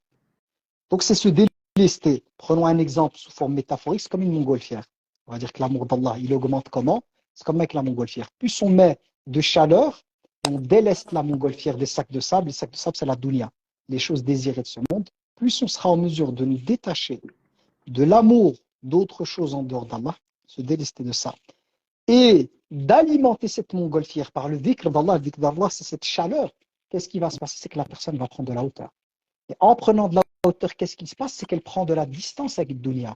Vu qu'en prenant de la hauteur, qu'est-ce qui se passe? On s'éloigne du sol, et en s'éloignant du sol, qu'est-ce qui se passe? Toute la Dunya devient minuscule. Les maisons sont minuscules, les voitures. Donc tout devient dérisoire aux yeux de celui qui s'élève. Tout. La planète Terre, elle devient dérisoire, c'est rien du tout. Moi, j'ai pris l'avion plusieurs fois parce que j'ai dû faire plusieurs escales. Je vous promets que quand on est dans l'avion, une ville entière, c'est rien du tout. Tu désires rien là-dedans. Mais le fait d'être au-dessus des nuages, parce qu'à un certain moment, tu es au-dessus, et nous, on a eu le lever, le coucher du soleil durant le voyage, c'était incroyable. Là, parce qu'on était au-dessus, il y avait les nuages qui étaient le sol. Le sol, c'était les nuages, ok. En bas, on ne voyait plus la dunya, on ne voyait plus la vie terrestre. C'est bon. C'est comme l'Iman, quand on a la foi, on l'oublie complètement. Et là, il y a un spectacle qui se manifeste à nous pour les privilégiés qui sont dans l'avion, c'est d'être connecté à cet astre qui est la création d'Allah, qui se présente à vous, mais sous une autre forme que celle terrestre. C'est-à-dire qu'en étant en avion, quand on se retrouve au-dessus, le spectacle qui s'offre aux personnes d'être connectées au soleil, en fait, au-dessus des nuages, est un spectacle, en fait, qu'on ne peut pas avoir accès sur Terre. Ben, cette métaphore que j'emploie ici est une métaphore pour expliquer, pour parler des états spirituels. Lorsqu'on se déleste des désirs égotiques de la dunya, donc se délester des choses qu'on désire et qui sont des obstacles entre nous et le dhikr d'Allah tabaraka wa ta'ala. Et lorsque notre cœur est pénétré par le rappel d'Allah tabaraka wa ta'ala, lorsque nous vivons avec le dhikr d'Allah tabaraka wa ta'ala, c'est ce feu en fait qui alimente la montgolfière. Et cette prise de hauteur réellement, c'est une image, mais c'est pour comprendre à l'intérieur, cette prise de hauteur en fait spirituelle, il faut délester, tu n'es pas prêt à jeter les sacs de ton amour aux choses de la dunya, tu ne vas pas atteindre ce stade-là. C'est ce délestement et ce dhikr en fait qui élève et qui amène à prendre de la distance avec la dunya. Et toute la dunya devient dérisoire, elle ne vaut plus rien à nos yeux. Elle n'est rien du tout. Mais je vous ai dit, l'état intérieur qu'on ressent lorsqu'on est au-dessus des nuages et qu'on voit se manifester des choses en fait qu'on ne pouvait pas voir lorsqu'on était sur le sol, les yeux rivés sur la dunya, c'est incroyable. On est dans le soleil, en fait, qui est un serviteur d'Allah, une créature d'Allah qui se déploie d'une nouvelle manière devant nos yeux pour nous permettre d'appréhender la grandeur d'Allah. Et c'est ça qu'il faut rechercher. Mais le prix à payer, c'est quoi? C'est tout un travail intérieur pour se détacher des désirs égotiques. En langage, on appelle ça hav nafs. Notre âme, elle veut sa part. Les désirs égotiques, il y a ce qui est lié à la passion, donc ce qui est lié au plaisir, mais il y a aussi ce qui est lié à l'ego au sens de ma personne, le moi, le narcissisme. C'est lorsqu'on est prêt à faire ce sacrifice-là, lorsqu'on est prêt à délaisser ces choses pour Allah tabaraka wa ta'ala, qu'on passe à autre chose. Et là, qu'est-ce qui se passe? C'est qu'il y a un goût. Allah subhanahu wa ta'ala, il ne va pas donner le goût comme ça. C'est tellement cher. c'est la chose la plus chère en fait qu'Allah nous a donnée dans cette vie, c'est la proximité avec lui que voilà, ça demande quelque chose. Par exemple, moi, j'étais là-bas pour commander du miel du Yémen, qui coûte très très cher. Tu ne vas pas goûter à ce miel-là si tu n'es pas prêt à déposer certaines sommes. Ben, à la fois, c'est pareil. Si nous, en tant que musulmans, on est prêt à payer le prix, on est prêt à payer le prix, c'est vraiment se délester de toute chose en dehors d'Allah, c'est réellement appliquer la ilaha illallah, de rejeter la négation de toute autre divinité en dehors d'Allah, tabaraka wa ta'ala. Là, il y a quelque chose qui se passe, qu'il y a un état, c'est intérieur, hein, qui se passe à l'intérieur, qui libère et qui soigne. Mais si on n'est pas prêt à payer ce prix-là, alors la souffrance va nous accompagner. Ça ne veut pas dire que les pieux et les pieuses ne ressentent pas de tristesse et de peur. Mais cette tristesse et cette peur, elle est prise en charge. Elles sont prises en charge par le dhikr. Donc le dhikr, qu'est-ce qu'il va faire? C'est qu'il va limiter les effets. Allahu Akbar. Limiter les effets de la tristesse et de la peur. Donc la foi n'implique pas le fait de désactiver notre humanité et nos émotions, mais la foi prend en charge nos émotions, va accompagner nos émotions, va réguler nos émotions, va apaiser comme une personne. Je reviens souvent avec le coup de soleil, c'est comme une crème en fait qui va apaiser, qui va cicatriser petit à petit. Pourquoi je vous dis ça? Parce qu'il y a des prophètes, si on prend même notre prophète alayhi salam, mais si on prend Yaqub alayhi salam, il a souffert de la séparation avec Youssouf. Mais qu'est-ce qui l'a maintenu, qui a maintenu sa tête hors de l'eau? C'est la foi. Sa parole, c'était belle endurance. Et il s'appuie sur qui? Sur Allah, tabaraka wa ta'ala. Wallahu al-musta'an ala ma tasifun. C'est-à-dire, et c'est en Allah que je recherche la force par rapport à ce que vous décrivez. Donc, à quoi il s'est attaché dans ce moment qui était très dur pour lui? À Allah, le dhikr d'Allah. Et c'est ce dhikr, en fait, qui va prendre en charge l'état émotionnel. Donc, si vous voulez avoir ici, je vous résume, le moyen, le seul, pour moi, c'est le moyen le plus puissant et le plus efficace pour traiter les cœurs, pour faire un travail réellement sur les cœurs thérapeutiques, c'est de cheminer vers Allah. La guérison, elle vient de là. En dehors de ça, vous allez avoir comme des calmants. C'est-à-dire, tu as mal à la tête, tu prends quelque chose. En fait, vous allez toucher aux symptômes, pas à la maladie. Vous allez calmer les symptômes. C'est comme dans une voiture, hein, vous avez le tableau de bord, vous avez un signal, un témoin lumineux qui arrive. Ben, en désactivant le témoin, vous n'avez pas réglé le problème de la voiture. Vous avez enlevé un fusible ou quoi, vous n'avez rien réglé. Donc, ça va revenir sous une autre forme. C'est pareil au niveau thérapeutique. Tant que nous, les musulmans, nous ne comprendrons pas que le soin de l'âme et du cœur est auprès d'Allah, Allah seul, et son rappel, et le fait de se délester des désirs égotiques, ben on va vivre dans des états en fait très très difficiles. Mais si on comprend que la délivrance, l'assistance est auprès d'Allah, ça ne va pas désactiver, déprogrammer notre humanité. On va rester des êtres d'affect avec la peur, avec la tristesse et tout, mais on est pris en charge par la foi. On est pris en charge par le dhikr d'Allah qui va nous aider à pouvoir dépasser ce moment-là. Cette zone de turbulence, elle sera prise en charge par Allah tabaraka wa ta'ala, qui est Muqallib al-Qulub, qui est celui qui fait retourner le cœur. Si on comprend ça, alhamdoulilah, on a compris la chose essentielle et tout le reste tourne autour de ça. Tout ce que j'ai expliqué là, c'est le cœur de notre religion. Tout le reste, le fiqh, la jurisprudence, est au service de cet objectif. Les règles juridiques, c'est une muraille qui protège le cœur. Elles sont là pour nous préserver des dégâts, des dommages qu'on peut s'occasionner et aux autres. Donc la jurisprudence, elle nous protège, elle protège notre cœur. Mais le cœur de notre religion, c'est la présence d'Allah dans notre cœur. C'est le tawhid, c'est l'unicité d'Allah. Et ça, quand on comprend et quand on l'intègre et quand on vit avec cela, que c'est notre projet de vie, c'est une autre vie. On passe d'un état de musulman à mu'min, voire muhsin. On passe de l'état d'une soumission apparente, on va dire, à un cœur qui est animé par la foi, al-iman, voire al-ihsan, à un état d'excellence qui amène à adorer Allah tabaraka wa ta'ala comme si on le voyait. Et si on n'atteint pas ce niveau-là, c'est de ressentir qu'Allah nous voit, d'être conscient qu'Allah nous voit. Donc c'est le projet, ça c'est le projet de notre vie, c'est le projet de toute personne qui veut cheminer vers Allah tabaraka wa ta'ala. Qu'Allah nous l'accorde, qu'Allah subhanahu wa ta'ala, par sa grâce, parce qu'il n'y a personne qui peut arriver par lui-même. Toute prétention, par la connaissance, la science. Moi, j'ai vu des gens qui ont très peu de science, qui ont dépassé des gens qui connaissaient beaucoup de choses. Moi-même, j'ai été amené avec plusieurs personnes que j'ai rencontrées, qui, vraiment, ils disaient à peine une bismillah, j'ai envie de dire, au niveau de la connaissance, mais qui ont été pris par des états spirituels et par une soumission à Allah tabaraka wa ta'ala qui, qui m'a amené à avoir honte de ma personne. Pas une fois, hein. Des cas comme ça, j'en ai eu des centaines. C'est pour ça que j'ai énormément de respect, en fait, et de considération pour les personnes de manière générale. Quand je dis de respect, de considération, moi, ce qui compte le plus pour moi, c'est pas la quantité d'informations, mais quel est l'état de soumission de la personne lorsqu'elle apprend quelque chose. Qu'en est-il de sa pratique? Et je vous dis, et c'est sincèrement que je dis ça, j'ai vu énormément de personnes qui disaient à peine Bismillah, qui revenaient vers la religion, qui m'ont donné des leçons spirituelles, des claques. Pas une claque, des claques.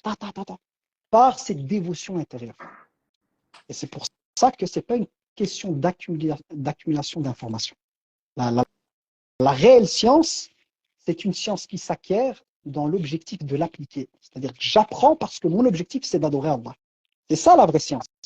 C'est-à-dire la science utile, c'est une vraie personne qui est en quête de science, c'est la personne qui recherche le savoir pour la pratique, pour la soumission.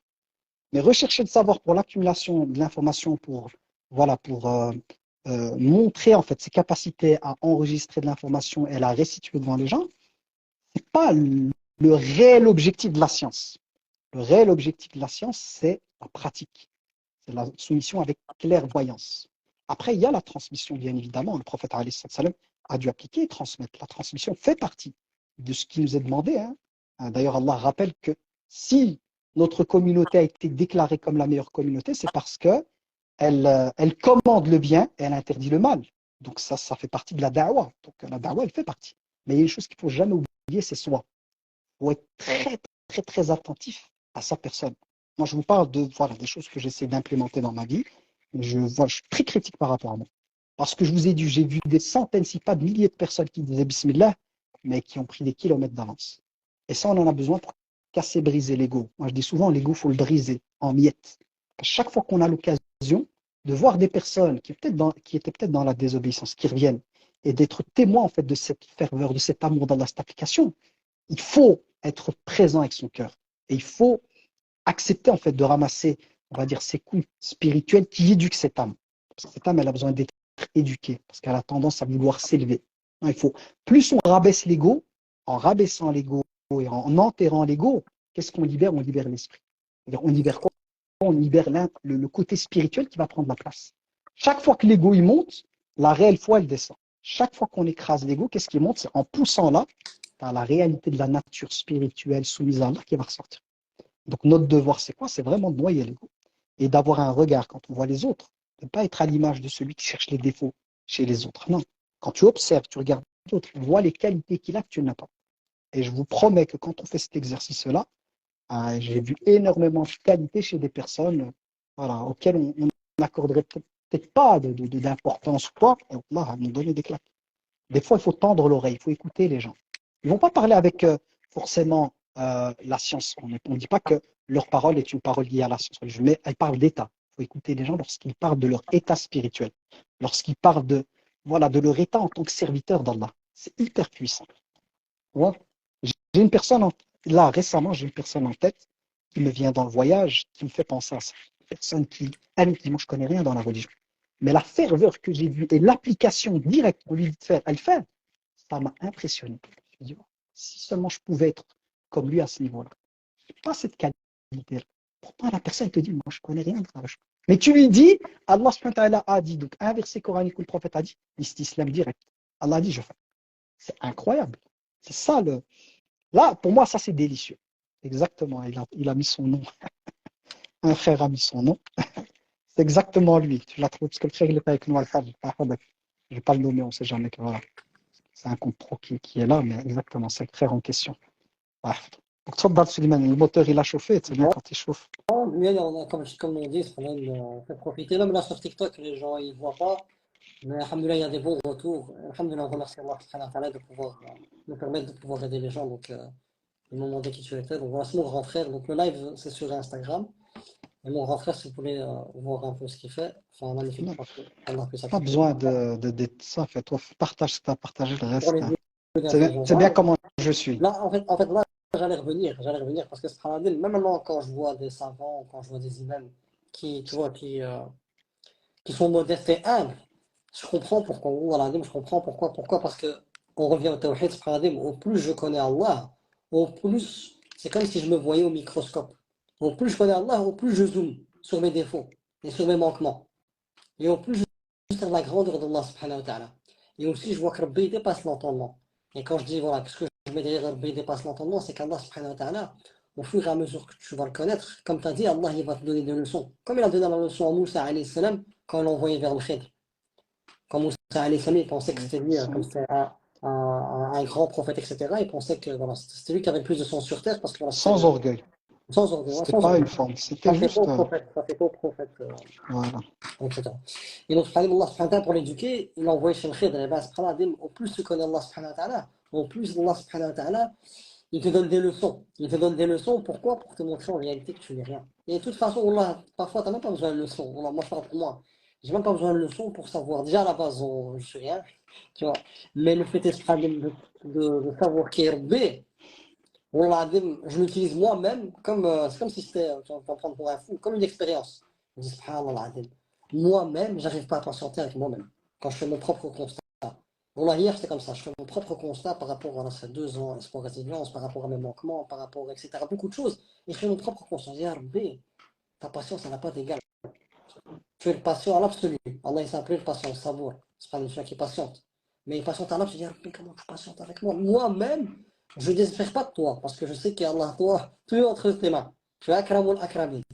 Mais moi-même, par rapport à moi-même, par rapport à ce combat-là intérieur, ce combat qu'on doit tous mener, qui est très difficile, comme tu as dit, voilà, ce combat intérieur, où ça va être soit ta réussite, ou soit ta perte. قد أفلح من زكاها وقد خاب من دساها. À certes réussi celui qui purifie son âme, et à certes perdu celui qui la délaisse. Mais ce travail intérieur, moi, avec la petite connaissance du tawhid, subhanallah, je vois Allah subhanahu wa ta'ala comment Allah subhanahu wa ta'ala il se comporte avec moi. Et ça me permet encore de plus avoir beaucoup plus de respect pour Rabbi. Allah, et d'être plus humble envers Allah subhanahu wa ta'ala. Rabbi, moi-même, c'est pas ma femme, c'est pas mes parents, c'est pas mes enfants, c'est pas mon frère. Moi-même, avec moi-même, j'arrive pas à être patient par rapport à mes manquements. Et Rabbi, toi, jour et nuit, tu patientes avec moi, ya Rabbi. Je commets des péchés jour et nuit, et tu me donnes des opportunités jour et nuit pour revenir. Donc ça, ya Rabbi, c'est toi qui, Allah subhanahu wa ta'ala, il s'appelait Al-Halim, l'indulgent. Celui qui te laisse du temps pour que tu puisses revenir. Subhanallah. Et Allah, c'est trop puissant. Allah, c'est trop puissant. Au fur et à mesure que tu vas connaître Allah, au fur et à mesure que tu vas devenir humble, pourquoi? Parce que tu vas cerner ta petitesse et la grandeur d'Allah subhanahu wa ta'ala. Et comme tu sais qu'Allah subhanahu wa ta'ala, ça dépasse l'entendement, qu'Allah subhanahu wa ta'ala, qui peut le limiter, Allah subhanahu wa ta'ala, même la connaissance qu'il nous a donnée, c'est une petite goutte par rapport à ce que Allah subhanahu wa ta'ala a. Et nous, on n'a pas la capacité de cerner tout ça. Donc juste ça, subhanahu, ça dépasse l'entendement.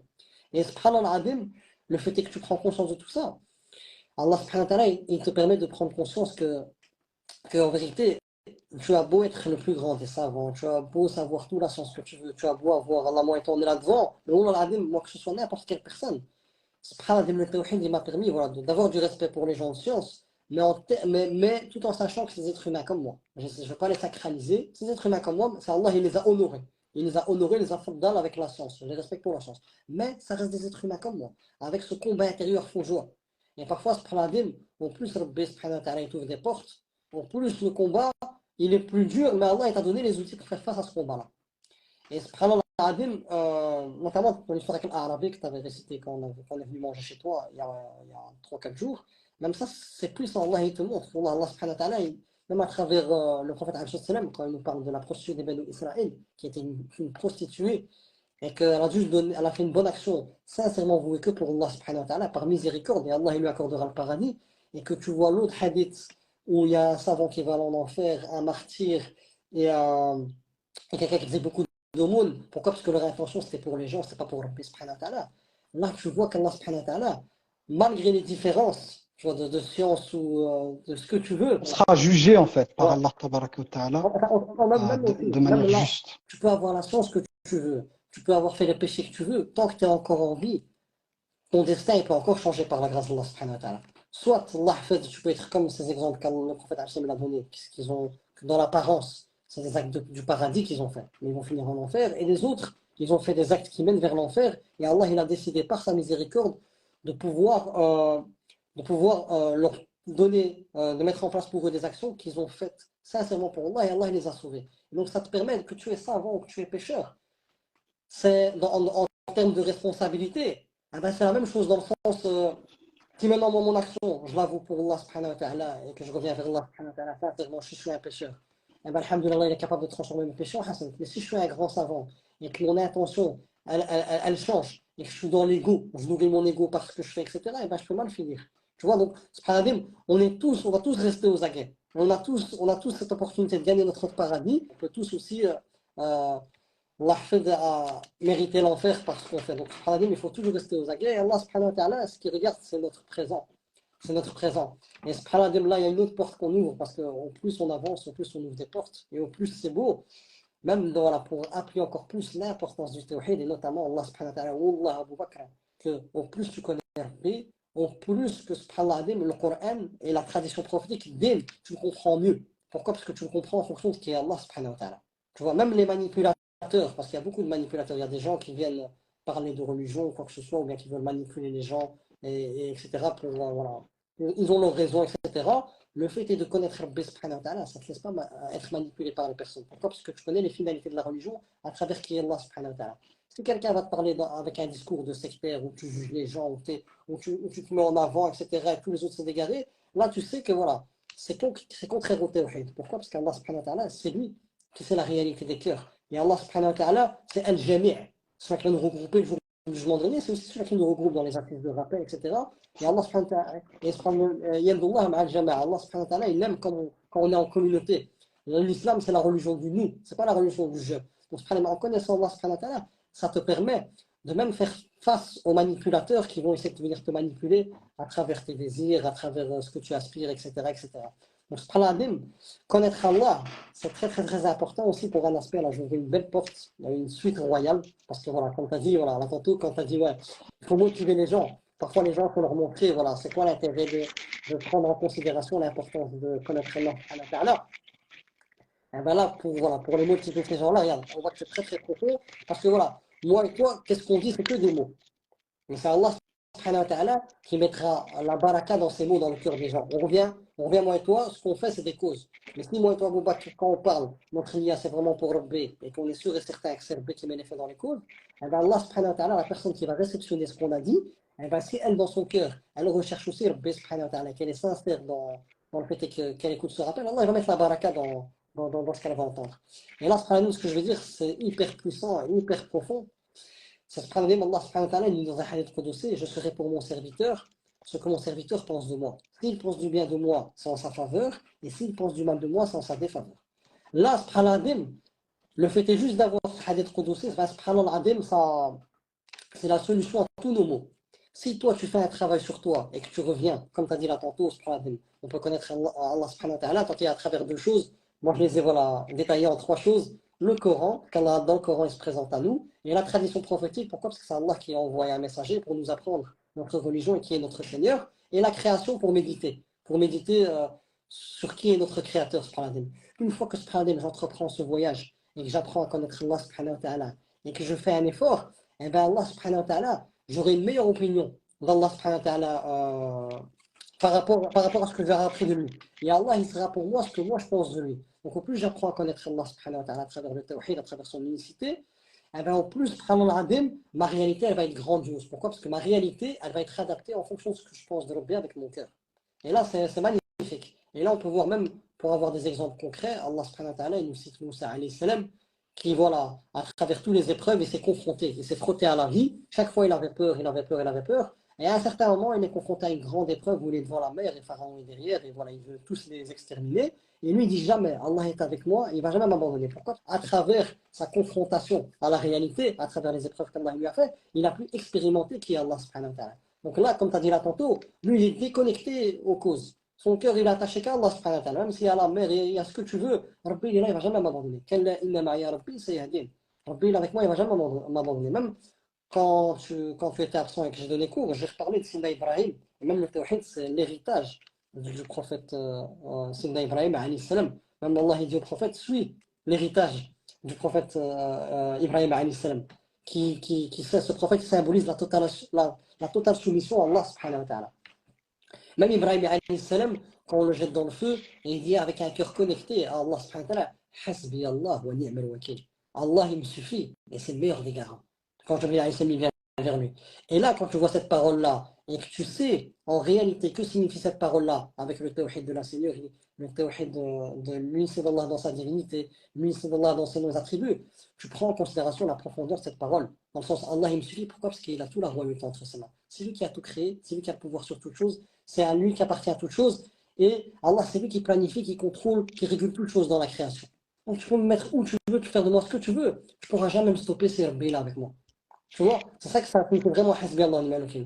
Et puis Allah, il dit quoi? Allah, il nous dit dans le Coran qu'il a même changé. Donc, comme Ibrahim alayhi salam, il pensait avec son cœur qu'Allah, il était capable de toute chose, même de changer les caractéristiques de sa création. Allah, subhanahu wa ta'ala, dans le Coran, قُلْنَا يَا نَارُ كُونِي بَرْدًا وَسَلَامًا عَلَى إِبْرَاهِيمَ.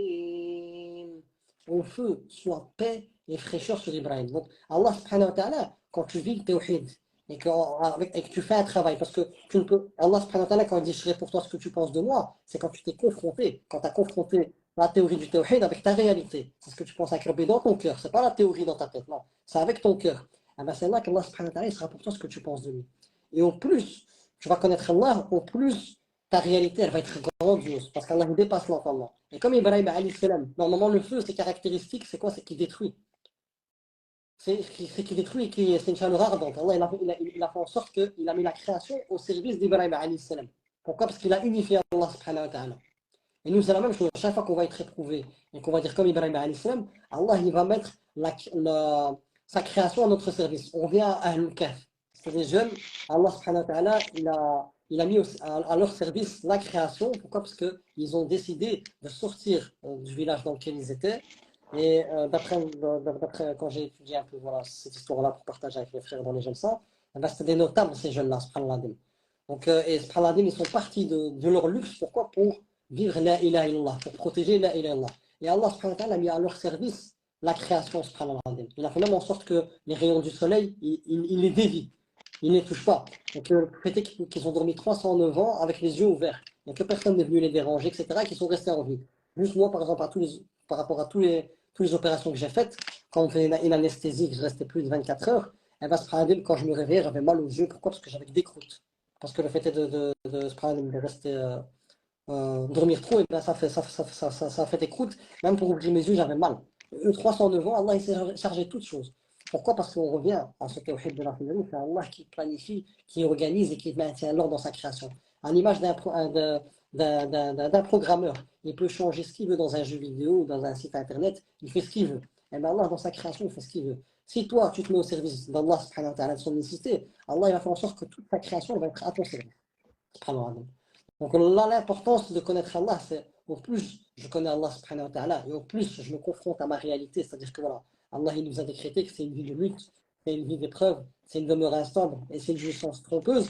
Et la théorie du tawhid, je vais la confronter avec ses caractéristiques de la vie d'ici-bas et que, alhamdoulilah, le fruit de ma connaissance, ça va être que de la bonne opinion, parce que je sais qui est mon Seigneur. Eh ben, ce problème, ça va nous donner, par la grâce de Allah subhanahu wa ta'ala, une réalité grandiose. Et même, par exemple, juste un petit exemple, comme ça on peut cerner, parce qu'il y a beaucoup de gens voilà, qui cernent avec des exemples. Un exemple, de l'importance du tawhid et comment, la connaissance d'Allah, elle peut te permettre d'avoir une bonne opinion de lui.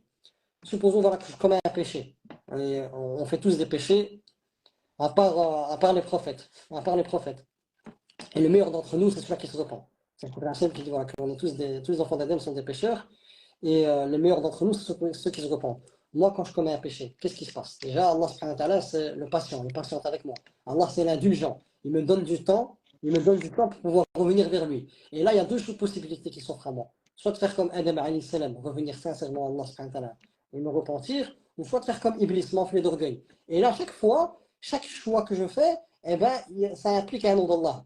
Je me reprends sincèrement, qu'est-ce qui se passe? Eh ben, il y a le nom d'Allah subhanahu wa ta'ala, At-Tawwab, qui se manifeste. Celui qui a le repentir, mais pas de n'importe quelle manière. Allah subhanahu wa ta'ala, il est content. Il est content quand tu te repens. Donc moi, quand je connais Allah subhanahu wa ta'ala, je dis que moi, j'ai fait une catastrophe au point que moi, je désespère de moi, pas d'Allah. Je suis dégoûté de moi-même, mais le fait est que je me repens sincèrement et je reviens vers Allah. Allah subhanahu wa ta'ala, il est content. Donc là, ça me donne une bonne opinion d'Allah. Ensuite, Si maintenant je décide de faire comme Adam alayhi salam, il y a mon tawab, il y a Allah, le nom d'Allah, subhanahu wa ta'ala, chaque que le repentir qui s'active. Et en plus de ça, il y a des autres mots qui se manifestent. Soit Allah, il va me pardonner, tel Ghafour. Soit Allah, c'est Al-Afou, celui qui va effacer mes péchés. Soit Allah, c'est le Karim, c'est le généreux qui va transformer mes péchés en hasanat. Et inversement, si je suis le chemin d'Iblis et je m'enfle d'orgueil et je justifie mes péchés à travers la logique, ouais, c'est à cause de ça, ça que j'ai commis des péchés, etc. Et tu te justifies. Et bien là, il y a des autres noms qui se manifestent, comme Iblis, Al-Mubdil, celui-là qui avili, qui va être avili par Allah, subhanahu wa ta'ala, etc. Tu vois, en fait, même, au plus tu connais Rabbi subhanahu wa ta'ala, au plus tu vas prendre conscience à travers ces noms et attributs que chaque fois que tu vas faire un choix, eh ben, il y a un nom d'Allah qui va se manifester à travers ce choix que tu as fait là, avec ton intention, selon ton intention, subhanahu wa ta'ala. Et là, ça te permet, subhanahu wa ta'ala, de connaître Rabbi et de savoir même comment Rabbi subhanahu wa ta'ala il agit. Et tu ne peux, subhanahu wa ta'ala, à travers l'instance du tawhid, prendre conscience que tout ce qu'Allah il fait dans ta vie, eh ben, subhanahu wa ta'ala, tout est fait en sorte pour être en ta faveur, pour que tu puisses avoir l'agrément d'Allah. Le tawhid en globalité, moi ce que j'ai compris, c'est qu'Allah il met tout en place pour que je puisse avoir son agrément. J'aurais réussi si je concrétise Iyaka na'budu wa Iyaka nasta'in. C'est toi le seul que j'adore, dans le sens où je concrétise le tawhid et Allah me soumet à toi dans tous les domaines. Wa Iyaka nasta'in, Ya Rabbi, c'est auprès de toi que je viens chercher secours. Tout ce que j'ai besoin, je viens le chercher chez toi. Et ensuite, je prends le chemin des causes, mais en ayant un cœur attaché qu'à toi, parce que c'est toi qui m'élèves dans les causes. Et c'est ça qui te permet, subhanallah, d'avoir ce cœur fertile. Le cœur fertile d'un croyant, c'est quoi? C'est de concrétiser ce contrat-là. Iyaka na'budu wa Iyaka nasta'in. Et donc, quand tu as ce cœur fertile et que tu ajoutes le Coran, qui invite au tawhid du premier verset au dernier verset, comme disait Ibn Qayyim, rahimahullah, et ben cette pluie, elle se déverse et ça donne des fruits. Ça donne des fruits sans compter. Donc voilà, Boubac, je te laisse continuer. Ben écoute, moi, pendant que tu parlais, donc il y a plein de choses qui venaient, mais je pensais aussi méthodologique, tu vois, au niveau un peu pédagogique, c'est que pour qu'un rappel soit un rappel réellement qui laisse des traces, Ouais, il faut que le rappel ne soit pas trop dense. ouais, Plus on en dit, plus on noie ce qui a été dit juste avant et remplacé, balayé par ce qui est dit juste ouais. après. Subhanallah, c'est cette prise de conscience qui m'est venue ici, parce que d'habitude, quand voilà, on fait des lives, des fois, il m'arrive, mais c'est d'autres types de lives. Si on fait monter des personnes, ça dure des 2-3 heures, tu vois. Mais ici, à partir du moment où c'est un live, donc l'objectif est un objectif spirituel, tu vois, un objectif, donc le but est d'augmenter, de renforcer la foi. Le fait que le live, tu vois, respecte un certain nombre, un temps, tu vois, pas trop long, est la meilleure option pour garder les effets, tu vois, Ouais. les effets. Parce que, comme je t'ai dit, la parole qui va suivre, elle va couvrir celle qui a été dite avant, etc., etc. Donc moi, ce que je nous invite à faire, bon, c'est toi qui gères le live, c'est toi qui l'anime. Moi, voilà, si je sors, le live il continue. Mais voilà, moi je vais sortir du live, Inch'Allah ta'ala. Je te laisse clôturer, Inch'Allah, avec les personnes. Peut-être va prendre 5-10 minutes. Mais Inch'Allah, je vais sortir un peu de temps. Voilà. Je t'envoie Ça qu'il va. y a, J'ai 1 heure de moins que vous. ouais. Je t'envoie que juste s'il y a des questions, donc je sois comme tu es plus utile que moi. Comme ça, C'est- là, voilà, je Pour l'instant, c'est pas un live question, tu vois. C'est-à-dire que me- il y a les lives qui sont là pour le spirituel. Après, voilà, tout ce qui est question et tout. C'est un autre cadre. Et puis, voilà, il y a des questions qui demandent des recherches. Ouais. Des fois, il y a des questions qui sont posées en live, pour lesquelles ça demande des recherches, parce que c'est des questions techniques. Ça demande de poser aussi des questions à des gens beaucoup plus outillés, tu vois. Des gens vraiment, quand c'est chirurgical, c'est un cas précis, il faut aller voir un moufti, tu vois. Moufti, c'est quoi? C'est quelqu'un qui va donner une réponse spécifique à une personne. Ici, le but des lives, c'est plus de l'enseignement. C'est-à-dire, quand bien même il y aurait des questions, s'il y a des réponses qui sont données, c'est juste pour éclairer, dire voilà, par rapport à ces questions, voilà ce qu'on retrouve dans telle école, pour que les gens aient une vision dessus. Mais les réponses spécifiques à un problème donné, ça c'est pour les mouftis. Et moufti, c'est une compétence, c'est pour des personnes qui se sont spécialisées, parce que c'est de la spécialisation, qui se sont spécialisées dans soit le faire et tout, qui répondent à ces questions. Mais les questions générales, c'est-à-dire quand c'est des questions générales liées à la prière, aux ablutions, voilà, des choses qui ne sont pas spécifiques, mais qui concernent tous les musulmans. La prière, elle concerne tous les musulmans, zakat, les règles générales, hein, je ne parle pas des cas spécifiques, ça concerne tous les musulmans, etc., etc. Ça, c'est des réponses qu'on peut donner par rapport aux écoles. Et voilà, dans telle école, il y a tel avis, et c'est de l'enseignement. De nouveau, là, c'est de l'enseignement. Mais quand il s'agit de questions personnelles précises et tout, juridiques, en général, c'est, voilà, les personnes, c'est aussi, voilà, pour permettre aux personnes d'avoir accès à ça, c'est que les questions spécifiques, techniques, faut transmettre ça à des mouftis. Moufti, c'est pas sur Internet comme ça en live et tout. C'est des gens qui se sont spécialisés Et ils doivent avoir une connaissance très profonde au niveau juridique, mais aussi une connaissance du contexte. Donc, aller demander à un moufti qui ne connaît pas le contexte français ou belge ou quoi, c'est une erreur aussi. Donc, il faut chercher des personnes vraiment spécialisées dans le domaine juridique, en même temps qui ont connaissance de l'ouaqia. Et ces personnes-là vont prendre une responsabilité, parce qu'il ne faut pas oublier une chose, c'est que c'est une responsabilité. Mais ils sont compétents pour ça, pour donner un avis juridique. Ici, on est au niveau de l'enseignement. C'est quoi le niveau de l'enseignement? C'est donner des réponses par rapport à des thèmes généraux, des thèmes qui concernent tous les musulmans et qui sont liés à la pratique de base, qui sont liés. Ça, c'est un des domaines. Et puis, il y a d'autres questions qui peuvent venir des fois. À la rigueur, celles-ci peuvent être prises, c'est des conseils par rapport à la vie de tous les jours, par rapport à un conflit, par rapport à une personne, une situation. Ça, c'est un autre cadre. C'est le cadre du conseil, de la demande de conseil.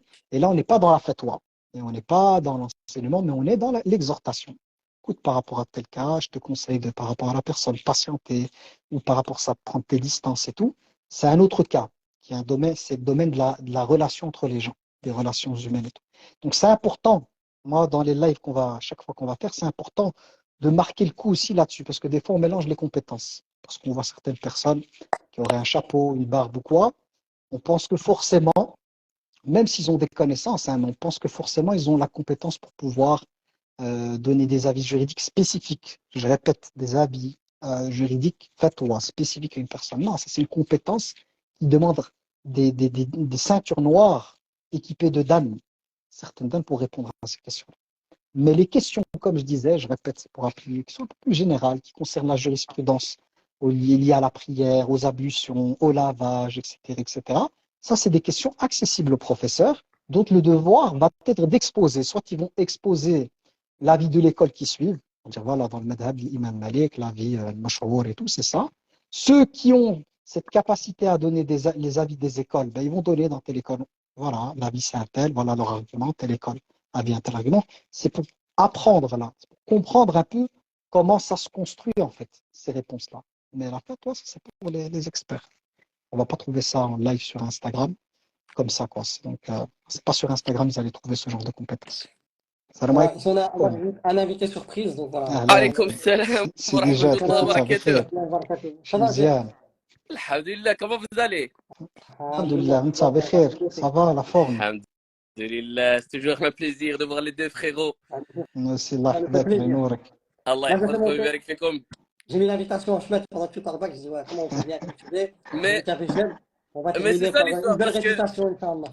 moi je suis arrivé subhanallah comme ça et puis je vois une invitation je dis elle je peux pas refuser je peux pas توكل على refuser. الله. Sidi تبارك الله عليكم j'espère que vous allez الله bien. يحفظك يا سيدي، الله يحفظك، الله ينورك. الله يجوزك أسيب. فداك الله. آمين. آمين آمين. عماد. سي حركات مميت. يا الله يحفظكم ويبارك فيكم الله الله يحفظك يجزيكم سيدي. بخير. نعم سيدي سليمان. Donc voilà, premièrement, salam alaikum wa rahmatullahi wa barakatuh. Je t'aime الله pour Allah. Andi Aziz, يحفظك Aziz Oghani, toujours souriant, toujours الله يحفظكم. spontané. Et voilà, comme on a pu le voir dans le live, moi je dois suivre des cours chez toi, frère, ça va pas. Donc sur 5 versets, j'ai fait 4 fautes. Sur مرحبا tous les versets. استغفر الله. Donc voilà, on doit se réformer, ça fait partie de la réforme. Donc voilà, si je t'ai invité, c'est que Allah subhanahu wa ta'ala, par sa grâce, t'a permis d'avoir sa lumière dans ton cœur, c'est-à-dire sa parole est une lumière. Donc voilà, choisis les versets que tu veux, et bismillah. Et si tu as un petit message à faire passer, bienvenue. Et Malik, il n'est pas là, t'inquiète, personne ne va te dire virgule. Ah donc même Parce si on que, fait des virgules de parce هانية. que celui qui tient le live, c'est le roi des virgules. Ah ben voilà. La virgule est autorisée. واخا سيدي بسم الله.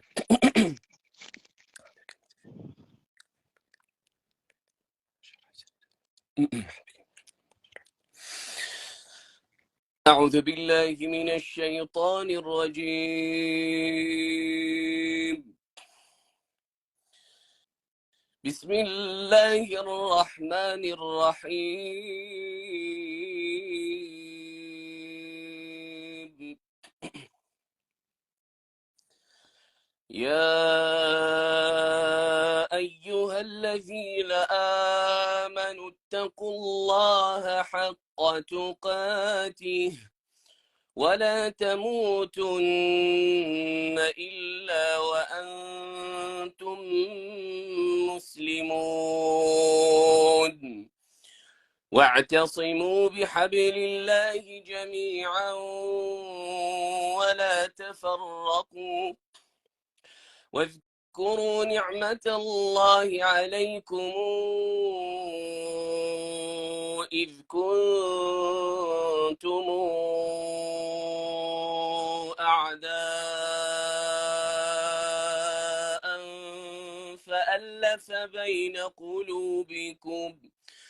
فألف بين قلوبكم فأصبحتم بنعمته إخوانا وكنتم على شفا حفرة من النار فأنقذكم منها كذلك يبين الله لكم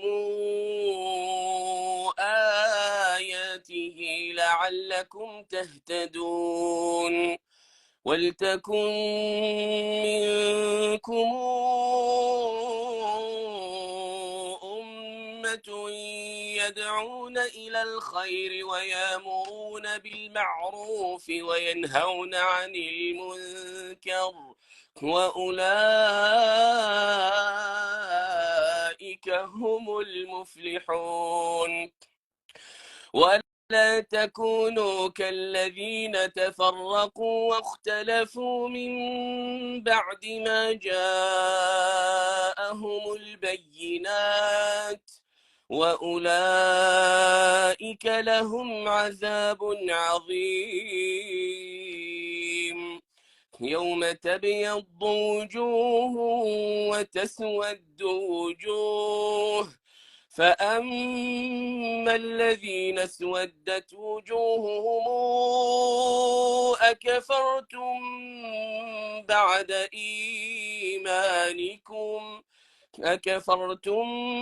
بعد إيمانكم فذوقوا العذاب بما كنتم تكفرون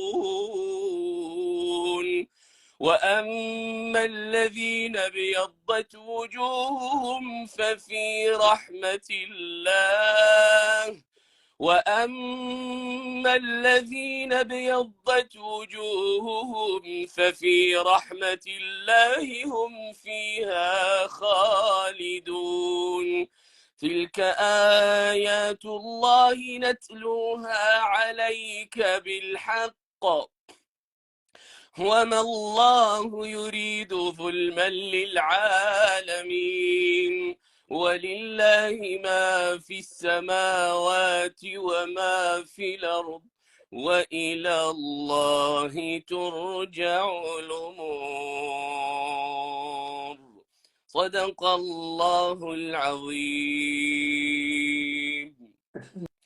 بارك الله فيك الله يجزيك جزاكم الله خيرا خيرك. أحسن الله إليك. الله يحفظكم ويبارك يبارك فيكم فيك يا سيدي. محمد حفظكم الله. je te laisse dire un mot par rapport Non, virgule hein? comme virgule par rapport au verset qu'il a choisi juste le premier c'était Non, puissant moi, le verset qui m'a touché, c'est le verset qui parle de notre communauté, en fait, qui est censé ordonner le convenable et interdire le blâmable. C'est une chose essentielle. Subhanallah, petite expérience que j'ai eue. Je ne vais pas donner les détails, parce que voilà, c'est lié aussi à voilà, c'est des éléments un peu plus spirituels, personnels, mais je me suis rendu compte à un certain moment quand j'étais là-bas, c'est qu'il n'y avait pas forcément de da'wah. Quand je dis da'wah, c'est-à-dire de moments Heureusement, il y avait un frère imam qui était avec nous, qui faisait de temps en temps des rappels. Mais en tout cas, voilà. C'était plus le jama', l'étude du Coran, le dhikr, etc., etc. Et j'ai senti que, intérieurement, qu'il y avait un manque. C'est-à-dire que la personne, en fait, s'il n'y a pas le fait de commander le convenable et d'interdire le blâmable, c'est-à-dire faire la da'wah, il y a un manque. C'est-à-dire qu'il y a quelque chose au niveau de l'qalb, il y a une réalité de Coran qui se manifeste par les interactions qu'on a les uns avec les autres. Le prophète, quand il recevait le Coran, il recevait par partie. Qu'est-ce qu'il faisait? Il le transmettait. Les Sahaba avaient des réunions. Ils avaient des jalasat, chez un compagnon tout début en cachette, dans lesquelles, justement, ils travaillaient leur foi à partir des versets qui étaient transmis. Et dans ce qu'il a récité, c'est ça qui m'a touché. C'est si on veut réellement revivifier les cœurs, il faut que le Coran il prenne une place dans nos vies. Et la place, c'est tilawa, bien évidemment, donc de le mémoriser, d'en maîtriser la lecture, etc., etc. Mais surtout, ne jamais oublier les assises. C'est-à-dire, même dans les petits comités, hein, entre amis ou quoi, par rapport à des choses maîtrisées, hein, on ne va jamais dans ce qu'on ne maîtrise pas. Et c'est Cheikh Farid Al-Ansari, rahmatullah alayh, qui en parlait. Je l'ai écouté de lui, subhanallah, dans une silsila, une série de vidéos qu'il a sur Basair al-Qur'an. Et il a insisté sur le fait de redonner vie au foyer. Comment? Par le fait de s'installer ensemble, par petits groupes, hein, selon les foyers qu'il y a, et de parler d'Allah tabaraka wa ta'ala. Et ça, c'est puissant. C'est-à-dire quand le Coran il est récité et qu'en même temps il y a une discussion comme ça, on parle d'Allah et chacun peut mettre des mots, hein, même s'il y a des enfants, on les fait parler, qu'est-ce que tu ressens, qu'est-ce que tu penses, il y a quelque chose qui se passe. Il y a les anges déjà qui entourent ce genre d'assemblée, les malaïka qui arrivent, qui entourent, et Allah fait descendre Sakina Rahma, et Allah parle de ces gens auprès de ces anges, et il leur pardonne leurs péchés. Donc c'est ça que ça m'a évoqué quand il a lu le verset, je dis subhanallah, le verset avec cette ayah, le Coran justement c'est pour l'appliquer. Mais si on arrivait, si les gens qui sont ici présents arrivaient à mettre ça en place, chacun en fonction de ses compétences et tout, ça peut être des fois à prendre une vidéo, un rappel à la télé, maintenant c'est des smart TV, tu mets le rappel et puis d'en discuter, mettre un truc de 5-10 minutes en français, et puis créer une petite assise où chacun va partager ce qu'il a ressenti par rapport à ces 5 minutes ou 10 minutes qui a été vu. Là, c'est vraiment quelque chose d'hyper puissant, Inch'Allah ta'ala, pour augmenter la foi. Donc ça, c'est voilà, par rapport au verset que Sidi Jad il a lu, c'est ça qui ressortait à Allah. بارك الله فيك. Moi, Stradim, غير الله يبارك فيك, on envoie aussi le nom d'Allah, Al-Mudabbir, le planificateur qui planifie les choses avec perfection, avec la science absolue, avec la sagesse absolue. T'as dit un verset, Stradim, magnifique pour clôturer. On a commencé par le Tawhid, et là, le premier verset que tu as récité, c'est de mourir quand on a soumission à Allah subhanahu wa ta'ala, quand on est en musulman. Ouais. Juste une chose, il a bu de la droite, hein. Faut pas croire que c'est la Ouais, gauche, hein. Les caméras sont c'était ma inversées, on droite. sait jamais, hein. Ouais, Ouais, mais Abu Bakr, c'est l'antivirus. C'est l'antivirus dans on la sait live. jamais, tu vois, parce que c'est la droite. Attention, Suleiman. chez lui c'est la droite. On sait jamais que les gens ils disent Coran, il boit de la gauche. Non, non, c'est inversé. Barakallahu fik. C'est mon amour. C'est mon amour pour Sidi Jad et sa personne qui m'a amené à Smahli Suleiman à t'avoir coupé, mais on sait jamais, tu vois, directement, pour refermer cette porte. Ça, c'est beau, même ça, c'est la fraternité, tu vois. C'est dans le sens, alhamdoulilah, mon honneur, en vérité, c'est celle de mon frère. Donc, si j'ai le moyen de sauver l'honneur de mon frère ou couvrir l'honneur de mon frère, eh ben, je le fais et Allah subhanahu wa ta'ala me couvrira aussi. Donc, الله c'est beau. يحفظكم ويبارك فيكم. C'est de la mahabba fillah. الله C'est beau à voir. Donc, ينوركم. cas pratique. Donc, si je disais, subhanallah al-azim, que le verset que tu as utilisé, ben, c'est le meilleur verset pour clôturer, voilà, ce magnifique live qu'on a fait par la grâce d'Allah subhanahu wa ta'ala sur l'importance de connaître Allah, l'unicité d'Allah, le tawhid. Là, tu as commencé par le verset ne mourrez qu'en totale soumission à Allah, qu'en étant musulman. Dans le sens, l'importance du tawhid, c'est soit un paradis éternel ou soit un enfer éternel. Cette parole-là, elle est lourde. Ta réussite, elle est dans ce verset, elle est dans le tawhid, dans l'unicité d'Allah subhanahu wa ta'ala. Et même les, les, les, les descendants d'Ibrahim alayhi salam, qui lui, voilà, le tawhid, c'est l'héritage d'Ibrahim alayhi salam. Tous les prophètes sont venus avec le message du tawhid. Et Allah subhanahu wa ta'ala, il dit au prophète alayhi salam, suivez l'héritage d'Ibrahim alayhi salam. Et on voit que les enfants d'Ibrahim alayhi salam, notamment, je pense que c'était Yaqub alayhi salam, quand il était dans son lit de mort, il a dit à ses enfants, ne mourrez qu'en totale soumission à Allah, qu'en étant musulman. Et donc, ce paradigme là, c'est vraiment, c'est plus une question de vie ou de mort. C'est une question soit d'un paradis éternel, ou soit d'un enfer éternel. Pourquoi? Parce que shirk, le fait d'être associé à Allah, c'est dhulmun azim, c'est le plus grand péché qu'on peut faire. Parce qu'Allah subhanahu wa ta'ala, c'est lui qui t'a créé, qui a tout mis à ta disposition, et toi tu renies Rabbi subhanahu wa ta'ala. Tu renies tous les bienfaits d'Allah subhanahu wa ta'ala. Donc, subhanallah azim, ce verset-là, pour moi, voilà, il a tout son sens, notamment de le clôturer avec, c'est on doit tout faire en sorte, la première chose qu'on doit faire est invoquer avec un cœur qui a la certitude en Allah subhanahu wa ta'ala de pouvoir nous maintenir. ربنا لا تزغ قلوبنا بعد إذ هديتنا. Allah ne dévie pas nos cœurs après nous avoir guidés. Ya Allah, fais-nous mourir qu'en étant totalement soumis à toi. Allah subhanahu wa ta'ala nous fait vivre dans la ilaha illallah. Et comme le prophète Mohammed nous dit, on va mourir sur quoi on a vécu. Si on a vécu sur la ilaha illallah, on va mourir sur la ilaha illallah. Et on va être ressuscité sur quoi on est mort. On va être ressuscité sur la ilaha illallah. Donc ce verset que tu as utilisé, c'est la cerise sur le gâteau par rapport à ce qu'on a vu aujourd'hui. الله يحفظك.